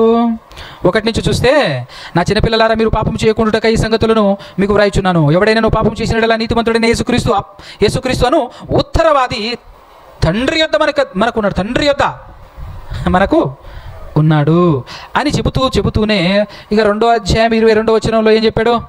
యోహాను సువార్తలో ఏదైతే చెప్పాడో అదే చెప్పాడు. యోహాను సువార్తలో తండ్రిని తెలుసుకోవాలి, నన్నును తెలుసుకోవాలి, అద్వితీయ సత్య దేవుణ్ణి తెలుసుకోవాలి, ఆయన పంపించిన నన్ను తెలుసుకోవాలి. తెలుసుకోలేదనుకో వాడెవరు? క్రీస్తు విరోధి అని చెప్పాడు. చూడు ఇక్కడ 22, యేసు అని కామ పెట్టాడు. యేసు క్రీస్తు కాడని చెప్పువాడు తప్ప ఎవడ అబద్ధికుడు అన్నాడు. అంటే యేసును క్రీస్తుగా అంగీకరించని వాడు అబద్ధికుడట. అలాంటి వాళ్ళు ఉన్నారా లోకంలో? ఉన్నారా? మీకు అవగాహన లేకపోతే చెప్దామని. బోలెడు మంది ఉన్నారు. ఇజ్రాయెల్ దేశంలోనే ఉన్నారు, యూదులుగా చెప్పబడే వాళ్ళు ఉన్నారు. ఇస్లాం సహోదరులు అందరూ కూడా మ్యాక్సిమం యేసును క్రీస్తుగా అంగీకరించరు చాలామంది. అయితే నెక్స్ట్, తండ్రిని కుమారుణ్ణి ఒప్పుకొనని వీడే క్రీస్తు విరోధి. ఎవరట క్రీస్తు విరోధి? తండ్రిని కుమారుణ్ణి ఒప్పుకోవాలి. నెక్స్ట్ 3వ అధ్యాయంలో 8వ వచనంలో ఏం చెప్తున్నాడు యోహాను గారు? అపవాది మొదటి నుండి పాపము చేయుచున్నాడు కనుక పాపము చేయువాడు అపవాది సంబంధి. అపవాది యొక్క క్రియలను లయపరచుటకే దేవుని కుమారుడు ప్రత్యక్షమైంది. ఎవరని చెప్తున్నాడు? ఈయన ఆది యందు ఎక్కడున్నాడు? దేవుని యొద్ద ఉన్నాడు. దేవుని యొద్ద ఉండి ప్రత్యక్షమైంది ఎవరు? దేవుని కుమారుడు. ప్రత్యక్షమైంది ఎవరు? యేసుక్రీస్తు. ఆయన ఎవరు? దేవుని కుమారుడు అని యోహాను గారు చెప్తున్నాడా లేదా? అంటే ఇక్కడొక మాట అక్కడొక మాట అనే విధంగా ఇవి ఇక్కడ ఉన్నప్పుడే సత్యం, అక్కడ ఉన్నప్పుడు అబద్ధమా? అన్ని చోట్ల ఒకటేనా? ఒకటే అని అన్నప్పుడు ఇప్పుడు యోహాను గారి ఇంటెన్షన్ కూడా ఎంత చక్కగా అర్థమవుతుంది మనకు. అర్థమవుతుందా లేదా? అంత మాత్రమే కాకుండా భూలోకానికి శరీరంతో వచ్చింది దేవుడు కాదు, యేసుక్రీస్తు అని ఎవడైతే నమ్మడో వాడు పరిశుద్ధుడు కాదు అనే విషయం చెప్పడానికి 4వ అధ్యాయంలో 2-3 వచనాలు చెప్తున్నాడు. చూడు, యేసుక్రీస్తు శరీరధారి అయి వచ్చినని ఏ ఆత్మ ఒప్పుకొనున్నో అది దేవుని సంబంధమైనది, ఏ ఆత్మ యేసును ఒప్పుకొనదో అది దేవుని సంబంధమైనది కాదు. దీనిని బట్టి దేవుని ఆత్మను మీరు ఎరుగుదురు. క్రీస్తు విరోధి ఆత్మ వచ్చునని మీరు వినిన సంగతి ఇదే. ఇదివరకే అది లోకంలో ఉన్నది. అంటే యేసుప్రభు చెప్పాడు, దేవుడు శరీరం దాల్చుకొని రాలేదు, దేవుడు శరీరం కలిగి లేడు, దేవుడు ఆత్మ అని యేసుప్రభు చెప్పాడు. కానీ శరీరం దాల్చుకొని వచ్చింది ఎవరు? యేసుక్రీస్తు, దేవుని కుమారుడు. దేవుడి శరీరం దాల్చుకొని వచ్చాడంటే వాడెవడు? వాడే క్రీస్తు విరోధి. వాడే ఏ ఆత్మ? క్రీస్తు విరోధి ఆత్మ కలిగినటువంటి వాడు. తర్వాత యోహాను గారు 4వ అధ్యాయంలో ఏం చెప్తున్నాడు ఒకసారి చూద్దాం. మనం కింద 8 నుంచి చూద్దాం. దేవుడు ప్రేమ స్వరూపి, ప్రేమ లేనివాడు దేవుణ్ణి ఎరుగడు. మనము ఇక్కడ ఆయన అనగానే దేవుని గురించి మాట్లాడుతుండే పైనుంచి, కాబట్టి దేవుడు అని పెట్టుకుంటే పొరపాటు. మొత్తం చదివిన తర్వాత ఆయన ఎవరో మనకు అర్థమవుతుంది. మనము ఆయన ద్వారా జీవించున్నట్లు దేవుడు ఆయనను ఈ లోకానికి పంపించాడు అనే విషయం చెప్పడానికి ఏం చెప్తున్నాడు? మనము ఆయన ద్వారా జీవించాలని, జీవించున్నట్లు దేవుడు తన అద్వితీయ కుమారుని లోకములోనికి దేవుడు వచ్చాడా, దేవుడు తన కుమారుడు పంపించాడా? క్లియర్గా ఉంది కదా. ఎవరు చెప్తున్నారు ఈ మాట? యోహాను గారు. మనం ఆయన ద్వారా జీవించినట్లు దేవుడు తన అద్వితీయ కుమారుని లోకంలోనికి పంపాను. దీని వలన దేవుడు మన యందు ఉంచిన ప్రేమ ప్రత్యక్షపరచబడెను. మనము దేవుని ప్రేమించితమని కాదు, తానే మనలను ప్రేమించి మన పాపములకు ప్రాయశ్చిత్తమై ఉండుటకు తన కుమారుని పంపాను. ఎవరిని పంపాడు? తన కుమారుని పంపాను. ఇందులో ఏముంది? ప్రేమ ఉంది. ప్రియులారా, దేవుడు మనలను ఇలాగూ ప్రేమింపగా మనం ఒకడినొకడు ప్రేమింపబద్ధులమై ఉన్నాము. ఈ విధంగా చెప్పాడా? చెప్తూ ఇంకో విషయం చెప్తున్నాడు. ఏ మానవుడును దేవుణ్ణి ఎప్పుడును అంటే ఏం చెప్తున్నాడు? యోహాను గారి ఇంటెన్షన్ ఏంటి? మీకు అర్థం అవుతుందో కావట్లేదో కానీ యోహాను గారు చెప్పకనే చెప్పాడు డైరెక్ట్గా. ఏమన్నా తెలుసా? మీరు పొరపాటున యేసుని దేవుడు అనుకునేరు. అది ఆయన ఇంటెన్షన్. ఇప్పుడు చేతులతో మేము తాకి చూసామని చెప్పాడా లేదా? స్టార్టింగ్లో ఇదే పత్రికలో మేము ఆయన చేతులతో తాకాము, కళ్ళారా చూసాము అని చెప్పాడు. ఎవరిని చూసాము? దేవుణ్ణి కాదు. ఇక్కడ ఏమన్నాడు? దేవుణ్ణి ఏ నరుడు, ఏ మానవుడు ఎప్పుడునో అంటే ఇప్పుడు వరకు మేము చెప్తున్నది దేవుడు, కుమారుడు, క్రీస్తు, తండ్రి కుమారుడు చక్కగా చెప్పుకుంటూనే మధ్యలో ఇదిగో ఇలాంటివి చెప్తూ ఉండటం వల్ల మనకి ఏమర్థం అవుతుంది? మీరు పొరపాటున యేసుని దేవుడు అనుకున్నారయ్యా. దేవుణ్ణి ఎవరు, ఏ మానవుడు చూసారా? అంటే ఇప్పుడు యోహాను గారి ఇంటెన్షన్ మనకు అర్థం కావట్లే. వాళ్ళు మీకు అర్థం కావట్లేదు కానీ డైరెక్ట్గా యేసుప్రభు దేవుడు కాదని చెప్తున్నారు వాళ్ళు. దేవుడిని ఎవరు చూడలేరు, ఏ మానవుడు చూడలేరు, దేవుడు ఒక్కడే. ఆ దేవుడు తన కుమారుడిని పంపించాడు అని నొక్కి వక్కాణిస్తూ చెప్తున్నారు. వాళ్ళ ఇంటెన్షన్ చెప్తూనే వస్తున్నారు. దేవుని దగ్గర ఉన్న జీవం శరీరం దాల్చుకొని ప్రత్యక్షమైంది. దేవుని వాక్యం శరీరం దాల్చుకొని ప్రత్యక్షమైంది. ఇంకొక దేవుడు కాదు, లేదా దేవుడే కాదు. ఈయనని మేము కళ్ళారా చూసాం కానీ దేవుడిని ఎవడు చూడలేడు, చూడనేరుడు అని చెప్తూనే ఏం చెప్తున్నాడు కంటిన్యూషన్లో? మనం ఒకరినొకడు ప్రేమించినట్లా దేవుడు మన యందు నిలిచి ఉండును, ఆయన ప్రేమ మన యందు సంపూర్ణమగును. దీనివల్ల మనము ఆయన యందు నిలిచి ఉన్నామనియు ఆయన మన యందు ఉన్నాడని తెలుసుకొనిచున్నాము. దేనివలన ఏలైనగా చెప్తున్నాడు. ఏలైనగా ఆయన మనకు తన ఆత్మలో పాలు దయచేసి ఉన్నాడు, మరియు తండ్రి తన కుమారుణ్ణి లోకరక్షకుడుగా ఉండుటకు పంపి ఉండుట ఎవరు మేము? యోహాను గారు సింగిల్గా మాట్లాడట్లేడు. తనతో పాటు తన తోటి సహోదరులు, తోటి అపోస్తలులందరినీ కలగలుపుకొని మేము చూచి సాక్ష్యం ఇచ్చుచున్నాము. కాబట్టి ఇదంతా గమనించిన తర్వాత యేసు దేవుని కుమారుడు అని ఎవడైతే ఒప్పుకుంటాడో వానిలో ఉంటాడు దేవుడు. వాడు ఉంటాడు దేవునిలో. వాడు ఇస్తున్న సాక్ష్యం అది. యేసు దేవుని కుమారుడిని ఎవడు ఒప్పుకొనునో వానిలో దేవుడు నిలిచి ఉన్నాడు, వాడు దేవుని యందు ఉన్నాడు. చూసారా ఆయన ఇంటెన్షన్ ఎంత స్పష్టంగా కనపడుతుందో మనకు, యోహాను గారి ఇంటెన్షన్. తర్వాత 5వ వచనం చూడండి, 5వ అధ్యాయం చూడండి. 5వ అధ్యాయము మొదటి పత్రిక 1. యేసే దేవుడై ఉన్నాడని నమ్ము ప్రతివాడు అని ఉందా? ఏమన్నాడా? యేసే క్రీస్తు ఉన్నాడని నమ్ము ప్రతివాడును దేవుని మూలముగా పుట్టినవాడు ఎవరట? యేసే. దేవుడు అనేవాడా? యేసే క్రీస్తు అని చెప్పేవాడా? యేసే క్రీస్తై ఉన్నాడు అని నమ్ము ప్రతివాడును దేవుని మూలముగా. మంచి కనెక్టివిటీ చెప్పనా మీకు? యేసే క్రీస్తు అని ఒప్పుకున్నవాడు మాత్రమే దేవుని మూలముగా. ఈ దేవుని మూలముగా పుట్టడం అంటే తెలుసా? అదే బాప్తిస్మంలో పుట్టడం గురించి మాట్లాడుతున్నాడు. సరైన పుట్టుక. బాప్తిస్మం అనేది కూడా పుట్టుకే. మరలా పుట్టడం, మరలా జన్మించడం అంటుంటాడు యేసు ప్రభు. అవునా? సరిగ్గా పుట్టడం. అలా పుడితేనట, అలా పుట్టినవాడట ఏం చేస్తాడో చెప్తున్నాడు. చూడండి ఒకసారి 4వ వచనం. అదే మాటతో స్టార్ట్ చేశాడు 4వ వచనం. దేవుని మూలముగా పుట్టిన వారందరూ ఎవరిని జయిస్తారు? లోకమును జయించటం అంటే లోకంలో ఉన్న పాపాన్ని జయించటం, లోకాన్ని జయించటం. లోకమును జయించును, లోకమును జయించుదురు. అయితే లోకమును జయించిన విజయం కదా. అప్పుడప్పుడు యుద్ధం చేసేటప్పుడు కత్తి ఉంటే బాగుండేది రాబోయ్, కత్తి ఉంటే ఖచ్చితంగా నేనే గెలిచేటోడిని. ఆ కత్తియే విశ్వాసం. దాంతోనే నువ్వు, కత్తి లేకపోతే నువ్వు ఓడిపోతావు, కత్తితోనే నువ్వు గెలుస్తావు. ఆ కత్తి, ఆ ఖడ్గం ఏంటో కాదు, నీ విశ్వాసం. విశ్వాసం. ఈ లోకాన్ని నువ్వు జయిస్తావు, దేవుని మూలంగా పుడితే ఈ లోకాన్ని జయిస్తావు. ఈ లోకాన్ని నువ్వు ఎందుకు జయించావు, ఎలా జయించావు అంటే దానికి కారణం నీ విశ్వాసమే అని చెప్తున్నాడు. ఆ విశ్వాసం ఏంటో తర్వాత చెప్తున్నాడు యేసు. 5వ వచనం, దేవుని కుమారుడని నమ్మువాడు తప్ప లోకమును జయించువాడు ఇంకెవడు, మరి ఎవడు అంటే ఇంకెవడు అంటున్నాడు. ఇంత చెప్పినా కూడా యోహాన్ గారి ఇంటెన్షన్ అర్థం కావద్దా? ఇప్పుడు నా ద్వారా తప్ప ఎవ్వడు తండ్రి యొద్దకు వెళ్ళలేడు అని యేసుప్రభు చెప్పాడు. ఆ మాట ఎందుకు తీసుకున్నానంటే అదే డైలాగ్ ఇక్కడ కూడా ఉన్నది. నా ద్వారా తప్ప అని అన్నప్పుడు వితౌట్ జీసస్ క్రైస్ట్, యేసుక్రీస్తు ద్వారా కాకుండా వేరే ఆప్షన్ ఏమైనా ఉందా? కొంతమంది చెప్తున్నారు యేసుప్రభు కాలానికి యేసుప్రభు మార్గం, మోషే గారి కాలానికి మోషే గారు, ఇప్పుడు మా ప్రవక్త ఉన్నాడు ఆయన కాలానికి ఆయన మార్గం అని మాట్లాడుతున్నారు కదా కొంతమంది. ఇట్లాంటి దానికి అవకాశం ఇచ్చే మాట అది. Is there any option, other option ఏమైనా ఉందా? అది అంత ఖచ్చితమైనటువంటి మాట అవునా కదా? అలాంటి మాటే కదా యోహాను గారు రాశారు. ఏమని?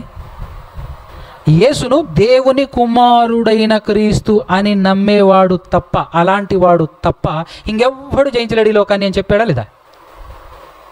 ఇది మనం చెప్పామనుకో, దీన్ని అంగీకరించలేని వ్యక్తులు నువ్వేం జయించావో చెప్పు, నువ్వేం జయించావో చెప్పు అన్నట్టు ఏం చెప్పాలి ఆయన్ని? ఏం చెప్తుంది ఆయన్ని?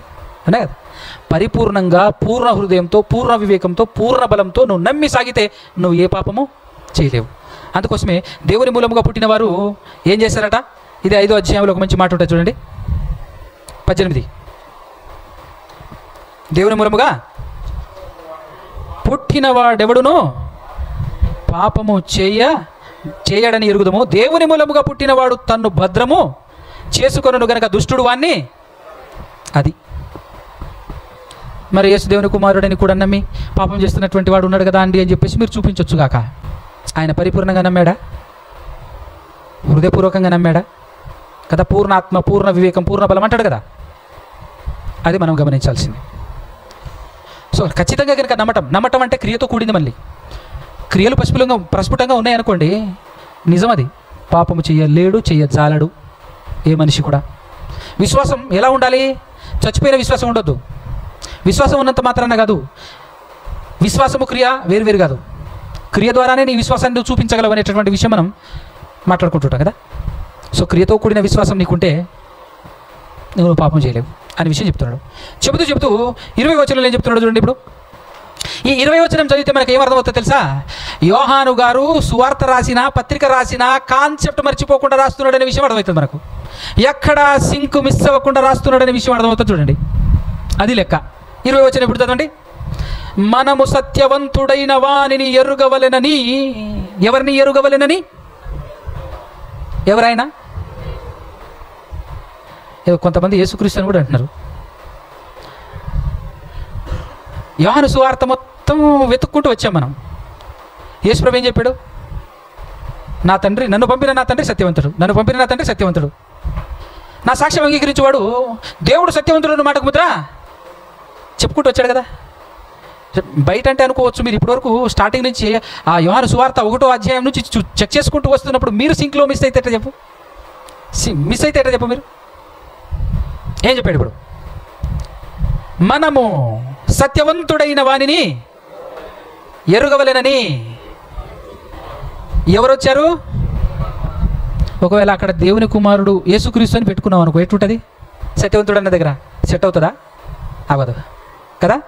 మనం సత్యవంతుడైన వానిని ఎరుగవలెనని దేవుని కుమారుడు వచ్చి మనకు వివేకం అనుగ్రహించి ఉన్నాడని ఎరుగుదుము. ఇప్పుడు యోహాను సువార్త యొక్క ఇంటెన్షన్ అర్థమైందా మీకు? అసలు యేసుప్రభు ఎందుకు వచ్చాడట? అసలు ఆయన ఎందుకు వచ్చాడట? దేవుడు ఎవరో అంటే సత్యవంతుడు ఎవరో తెలుసుకోవాలని చెప్పేసి ఆయన్ని తెలుసుకోవటం కోసం, ఆయన్ని తెలుసుకోవాలంటే మనకు వివేకం ఉండాలి. ఆ వివేకం నీకు ఇవ్వడానికి ఆయన వచ్చాడట. అందుకోసమే చూడండి, ఆయన ప్రతి మాటలో యేసుప్రభు ఏం మాట్లాడుతుంటాడు? నా తండ్రి, నా తండ్రి, నా తండ్రి, మాటకు ముందు, మాటకు వెనకాల, మాటకు ముందు, ప్రతి చిన్నదానికి, పెద్దదానికి, ప్రతి విషయానికి నా తండ్రి, నా తండ్రి, నా తండ్రి, నాకంటే గొప్పవాడు నా తండ్రి, నా తండ్రి. ఎందుకు ఆయన ఇలా చెప్తున్నాడో ఇక్కడ యోహాను గారు తెలియజెప్పాడు మనకు. యోహాను గారు తెలియజేశారు మనకు ఏమని? అరే నాయన, ఆయన వచ్చిందే సత్యవంతుడైన ఆయన్ని మనమందరం ఎరగాలని, ఆయనను ఎరగటానికి కావలసిన జ్ఞానాన్ని, వివేకాన్ని మనకు అందించడానికి ఆయన వచ్చాడు. కాబట్టి ఆయన ప్రతి మాటలో ఏం చెప్పాడు? తండ్రి ఉన్నాడు, మర్చిపోకండి, నన్ను పంపించాడు ఆయన, నా అంతటి నేను రాలే, నా అంతటి నేను ఏం చేయలేను, ఆయన చెప్పినట్టు మాట్లాడుతున్నాను, ఆయన చూపించినట్లు చెబుతున్నాను, ఆయన నేర్పించింది చెబుతున్నాను, ప్రతి మాట. ఇంత చెప్పిన తర్వాత కూడా మనకు బలిబెలగకపోతే మనం ఏమన్నారే? ఇంత చెప్పిన తర్వాత కూడా మనకు అర్థం కాకపోతే, ఆయన ఇంటెన్షన్ అర్థం కాకపోతే ఇంకేమందాం చెప్పు? వారే వాహ్ అన్నట్లేదు ఇక్కడ ఈ వచనం చదువుతుంటే. పత్రికలు చూసిన, ఆ యోహాను గారి సువార్త చూసిన, తర్వాత పత్రికలు చూసిన ఒకటే లైన్లో ఉన్నట్టు కనపడట్లే? వన్ లైన్ అన్నట్టు మనకు కనబడతలే. తర్వాత కంటిన్యూషన్ ఎరుగుదుము, మనకు వివేకం అనుగ్రహించి ఉన్నాడని ఎరుగుదుము. మనము దేవుని కుమారుడైన యేసుక్రీస్తునందు ఉంటే, ఉన్నవారమై అంటే అలా ఆయనలో ఉంటే, ఆయనలో ఉన్నవారమైతే సత్యవంతుని యందు ఉన్నట్టే. సత్యవంతుని యందు ఉన్నట్టే. ఆయనలో ఉంటే ఈయనలో ఉన్నట్టే. ఎవరిలో ఉన్నట్టే? యేసుక్రీస్తులో ఉంటే సత్యవంతుని యందు ఉన్నట్టు. ఎవరా సత్యవంతుడు? అదే చెప్తున్నాడు ఆయన. యోహాను గారు ఏం చెప్పాడు? ఆయనే అంటే ఎవరు ఇక్కడ? ఆయన. ఇప్పుడు ఇక్కడ సత్యవంతుని గురించి మాట్లాడుతున్నాడా? పైన యేసుక్రీస్తునందు, దేవుని కుమారుడైన యేసుక్రీస్తునందు అనేటటువంటి అది వర్తిస్తుందా? సత్యవంతుడు అనే మాట వర్తిస్తుందా? ఆయనే అన్న అక్కడ కదా, ఇంత నీట్గా ఉంది కదా. దేవుని కుమారుని యందు ఉన్న వారమై సత్యవంతుని యందు ఉన్నాము. ఆ సత్యవంతుడే ఆయనే నిజమైన దేవుడును నిత్యజీవమునై ఉన్నాడు. ఇప్పుడు ఆయనే నిత్యజీవమునై ఉన్నాడు, ఆయనే నిజమైన దేవుడునై ఉన్నాడు అనేటటువంటి విషయం ఎవరు చెప్పారు? యోహాను గారు చెప్పారు ఇక్కడ. అంటే ఇప్పుడు యోహాను గారి ఇంటెన్షన్ ఏంటి?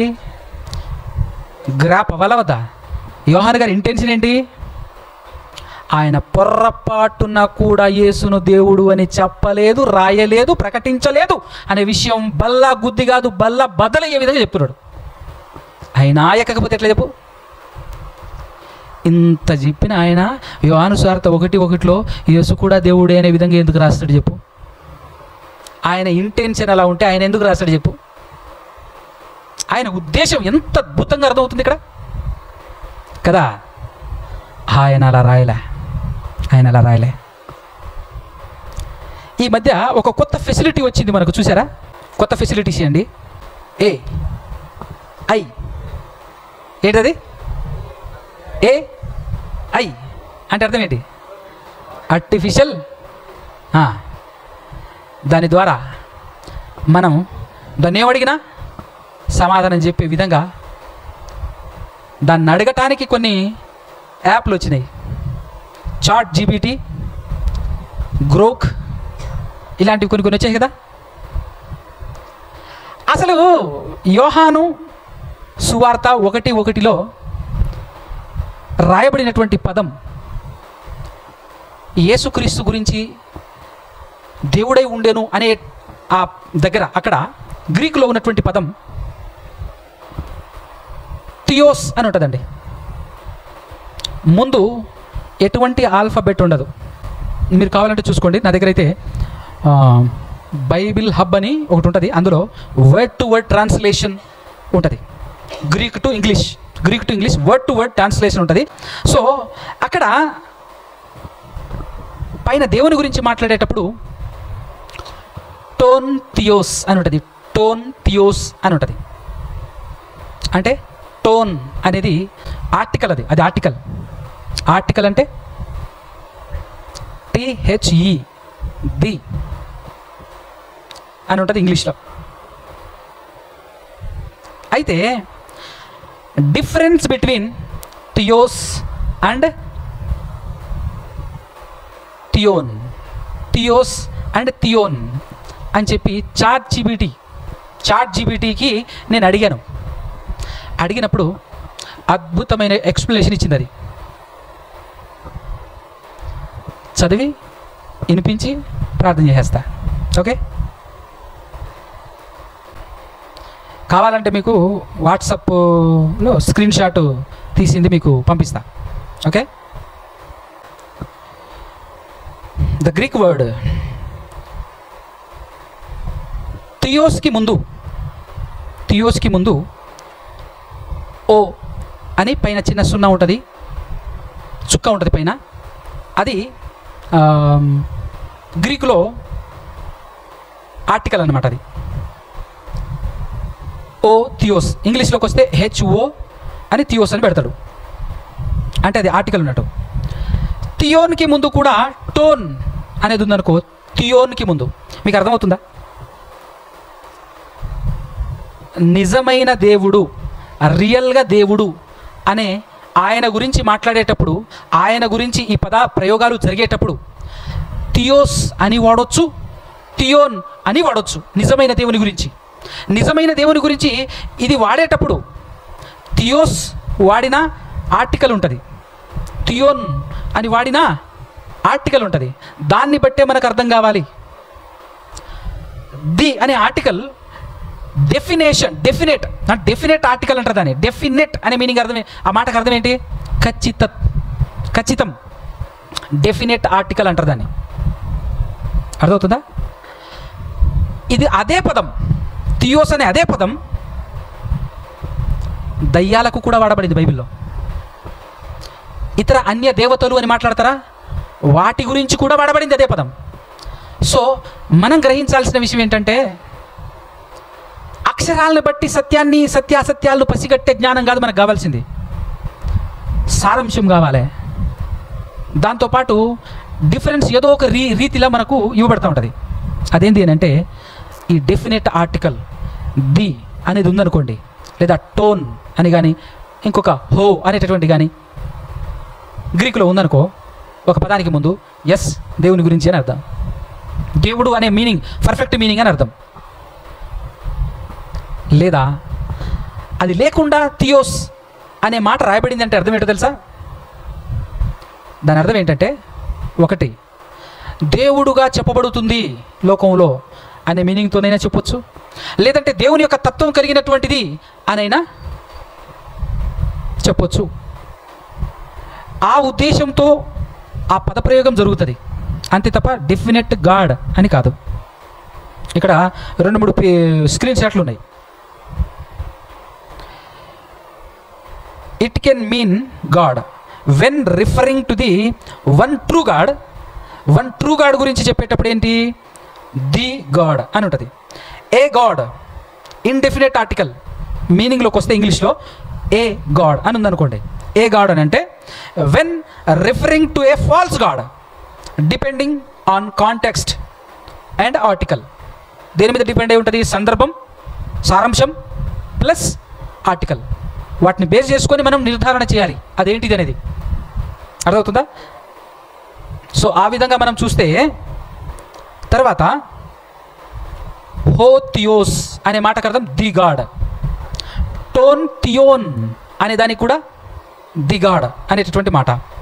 డెఫినెట్ ఆర్టికల్ ద అనేటటువంటిది, ది అనేటటువంటిది. ఈ ఎక్స్ప్లెనేషన్ నేను స్క్రీన్ మీద కనబడేటట్టుగా మీకు ఇస్తాను. ఫైనల్గా ఇది ఇచ్చినటువంటి చాలా చక్కగా ఇచ్చింది మీనింగు. ఫైనల్గా ఏం చెప్పిందో తెలుసా? అండ్ ద వాడ్ వాజ్ గాడ్ అని చూసారా? అంటే వాక్యం దేవుడై ఉండెను. Here theos is used without the article. Greek scholars note this is to show nature of divine. Nature అంటే స్వభావం, తత్వం. అర్థమైందా? ఏమనిచ్చాడు? గ్రీక్ స్కాలర్స్ నోట్ చేసిన పాయింట్ ఏంటంటే, బాగా స్టడీ చేసిన తర్వాత ఈ పదం ఇక్కడ యేసుక్రీస్తుకు వర్తించే విధంగా థియోస్ అనే పదం ఓన్లీ వితౌట్ ఆర్టికల్ ఏవి లేకుండా ఎక్కడ గ్రీకులో దాని మీనింగ్ ఇంగ్లీష్లోనికి వస్తే ఏ గాడ్ అని వస్తుంది తప్ప ది గాడ్ అని రాదు. సో దీన్ని బట్టి గ్రీక్ స్కాలర్స్ తేల్చి చెప్పినటువంటి మ్యాటర్ ఏంటంటే ఇది నేచర్ని తెలియచేస్తుంది అని అన్నాడు. అంటే స్వభావం. అంటే ఇప్పుడు దాని ప్రకారంగా పర్ఫెక్ట్ ట్రాన్స్లేషన్ కనుక చేస్తే ఏమని రాయాలి అక్కడ మనం? ఆది యందు వాక్యం ఉండెను, వాక్యము దేవుని యొద్ద ఉండెను, ఆ వాక్యము దేవుని స్వభావం కలిగి ఉండెను. లేదా డివైన్ నేచర్ అంటే దేవుని తత్వం కలిగి ఉన్నది అనే పర్ఫెక్ట్ ట్రాన్స్లేషన్ పడాలి అక్కడ. అది పడితే ఎవ్వడికి డౌటే, ఇబ్బంది పడాల్సిన విషయమే కాదు. కానీ అలా కాకుండా థియోస్ అనగానే అక్షరజ్ఞానులు ఏం చేస్తుంటారు? కొంతమంది ఏమని, థియోస్ అనగానే నీవు అభ్యంతరం పడుతున్నావా బ్రదర్, దేవునికి కూడా థియోస్ అనే పదం వాడబడింది, నేను చూపిస్తా, దాన్ని అప్పుడేమంటావు అంటాడు. దానికి ముందు ఆర్టికల్ ఉంటుంది చూడవా, దానికి ముందు ఆర్టికల్ ఉంటుంది చూడవా, అంత జ్ఞానం ఎక్కడిది? అనే కదా. అందుకోసమే ఇంత డీప్గా ఇంత డెప్త్గా ఇక్కడ వెళ్ళాల్సిన పరిస్థితి ఎందుకు ఏర్పడింది అని అంటే ఈరోజు ఈ మాటను పట్టుకొని యేసుక్రీస్తు ప్రభుల వారిని అవమానపరుస్తున్నారు. అవమానపరచడం ఏంటి అనుకుంటున్నారా? యేసుక్రీస్తు ప్రభుల వారు పరలోకంలో దేవుడే, భూలోకంలో కుమారుడు. ఇక్కడ ఒక రకంగా అక్కడ ఒక రకంగా అని నువ్వు మాట్లాడుతున్నావంటే ఆయన ఏకరీతిగా లేడు అనే కదా చెప్పేది. అంటే ఆయన్ని నువ్వేం చేస్తున్నట్టు? ఒక పక్క నేను దేవుణ్ణి అని చెప్తున్నాను కాబట్టి అనే భ్రమలో నువ్వు ఉంటున్నావు, కానీ నీకు తెలియకుండానే నువ్వు యేసు ప్రభుని పచ్చిగా అవమానపరుస్తున్నావు. భూలోకంలో ఆయన తను దేవుని కుమారుడుగా చెప్పుకున్నాడు, కానీ ఒరిజినల్గా ఆయన దేవుడు అంటే నువ్వు ఎవరిని అవమానపరుస్తున్నావు? యేసుక్రీస్తును అవమానపరుస్తున్నావు, యేసుక్రీస్తును అబద్ధికునిగా చిత్రీకరిస్తున్నావు. అందుకోసమే ఒక యాంగిల్లో కాదు, ఇప్పుడు ఇది మాట్లాడింది థర్డ్ పాయింట్, ఇది ఎక్స్ప్లెనేషన్. థియోన్ అనే పదం గురించి మాట్లాడాను, ఇది థర్డ్ పాయింట్. రెండో పాయింట్ ఏంటి? సెకండ్ పాయింట్ ఏంటి? Intention of John. యోహాను గారి యొక్క ఇంటెన్షన్ చూపించాను మీకు. మొదటి పాయింట్ ఏంటి? గ్రామటికల్ మిస్టేక్ కనబడుతుంది చూడండి అని చెప్పాను అక్కడ. దేవుని గురించి మాట్లాడేటప్పుడు ఉండెను, ఉంటాడు అని చెప్పకూడదు, ఉన్నవాడు. ఎప్పటికీ ఏ కాలానికైనా ఆయన కాలానికి అతీతుడు కదా. సో దాన్ని బట్టి మనం జాగ్రత్తగా ఆలోచించుకుంటూ, సెర్చ్ చేసుకుంటూ, పరిశోధించుకుంటూ ముందుకు వెళ్తే దొరికేటటువంటి పాయింట్ అది. అర్థమవుతుందా? సో ఇక్కడ యేసుక్రీస్తు ప్రభుల వారు దేవుని తత్వం కలిగినవాడు, దేవుని స్వరూపం కలిగినవాడు అనే విషయాన్నే తెలియచేస్తుంది తప్ప ఆయనే దేవుడు అని కానీ ఆయన కూడా ఇంకొక దేవుడు అని కానీ తెలియచేసేటటువంటి మీనింగ్లో యోహాను గారు రాయలేదు. గమనించండి, యోహాను గారి ఇంటెన్షన్ ఏంటి అని అంటే ఆయన దేవుని కుమారుడు పక్కా అని చెప్పడానికి, ఆయన దేవుని కుమారుడు అంటే దేవుని స్వరూపం కలిగిన వాడు అని చెప్పే ప్రయత్నమే చేశాడు తప్ప ఆయన కూడా దేవుడు అని చెప్పే ప్రయత్నం ఆయన చేయలేదు అని ఆయన ఇంటెన్షన్లో అర్థమవుతున్నటువంటి విషయం ఇది. ఏమంటే అర్థమవుతుందా? ఇది మీకు కావాలి అని అంటే నీకు నేను తర్వాత ఈ చాట్ జీపీటీలో నేను ఏదైతే స్క్రీన్ షాట్ ఉందో అది నేను నీకు షేర్ చేస్తాను. షేర్ చేయకుండా ఏ విధంగా రాయబడిందో నీట్గా నేను చదివి కూడా వినిపిస్తాను తర్వాత, ఎందుకంటే మీరు పర్టికులర్గా అడిగారు కాబట్టి చెప్తున్నాను. సో ఇక్కడ ఏం జరిగింది అంటే పర్ఫెక్ట్ ట్రాన్స్లేషన్లో పర్ఫెక్ట్ మీనింగ్ పడలేదు, పర్ఫెక్ట్ వర్డ్ కాకుండా అదే తత్వం కలిగింది కాబట్టి దేవుని వాక్యంలో కూడా అదే తత్వం, అంటే దేవుని వాక్యం దేవునిలో నుంచి వచ్చినటువంటి ప్రతి ఒక్కరూ దేవుని స్వరూపం కలిగినటువంటి వారే, అవునా కదా. అందుకోసమే యేసుక్రీస్తు ఎవరు? దేవుని స్వరూపం కలిగిన, దేవుని స్వరూపం కలిగిన వాడు అనేటటువంటి మీనింగ్ కూడా ఈ మాట కూడా అర్థం చేసుకుంటున్నారు, దీన్ని కూడా అర్థం చేసుకోలేని స్థితిలో ఉన్నారు. యేసుక్రీస్తుగా దేవుని స్వరూపం కలిగిన వాడు అంటే దేవుడే అంటున్నారు. యేసుక్రీస్తు దేవుని స్వరూపం కలిగిన వాడు అనే మాటలో ఉన్నటువంటి మీనింగ్ ఏంటో తెలుసా?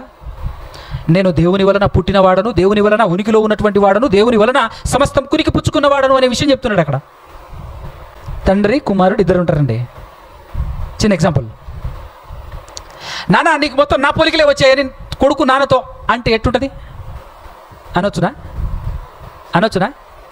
అప్పుడు నాన్న అంటాడు, రే నీ పోలికలు నాకు వచ్చాయా, నా పోలికలు నీకు వచ్చాయా, కరెక్ట్గా చెప్పురా అన్నారు. అప్పుడేమంటాడు? అవునా, నీ పోలికలే నాకు వచ్చాయి. ఎందుకు? నాలో నుండి నువ్వు వచ్చావు, నీలో నుండి నేను రాలే. అవునా? నా వలన నువ్వు పుట్టావు, నీ వలన నేను పుట్టలే, అందుకోసం నా స్వరూపం. అది అక్కడ ఇంటెన్షన్. దేవుని వలన యేసుక్రీస్తు ప్రభువుల వారు జీవించుచున్నాడు అని డైరెక్ట్గా చెప్పాడు. దేవుని వలన పుట్టాడు, దేవుని వలన ఈ ఉనికిలో ఉన్నాడు, దేవుని వలననే ఆయన పుట్టాడు అనేటటువంటి విషయం హెబ్రీ గ్రంథకర్త పౌలు గారు చెప్తా ఉంటాడు. ఏమన్నా తెలుసా? నీకు నాకు మనందరికీ మూలం ఆ ఒక్కడే, కాబట్టి ఆ కారణాన్ని బట్టి నేను నిన్ను సహోదరుడా అని పిలవటానికి నేను సిగ్గుపడను అంటాడు. ఆ కారణాన్ని బట్టి వేరేది చెప్పొచ్చుగా, సహోదరుడని ఎందుకు చెప్పాలి?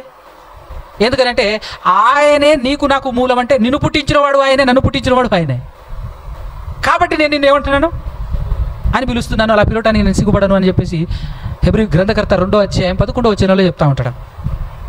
అర్థమవుతుందా? దాని మీనింగ్ అది. అప్పుడు యేసుక్రీస్తు దేవుని స్వరూపం కలిగిన వాడు అని అంటే, దేవుని తత్వం కలిగిన వాడు అని అంటే, దేవుని లక్షణాలు కలిగిన వాడు అని అంటే కలిగినవాడు కదా. ఈరోజు మనం కూడా దేవుని లక్షణాలు కలిగి ఉండాలి, దేవుని తత్వం కలిగి ఉండాలి అనేది దేవుని చిత్తం, దేవుని ఆలోచన, దేవుని సంకల్పం.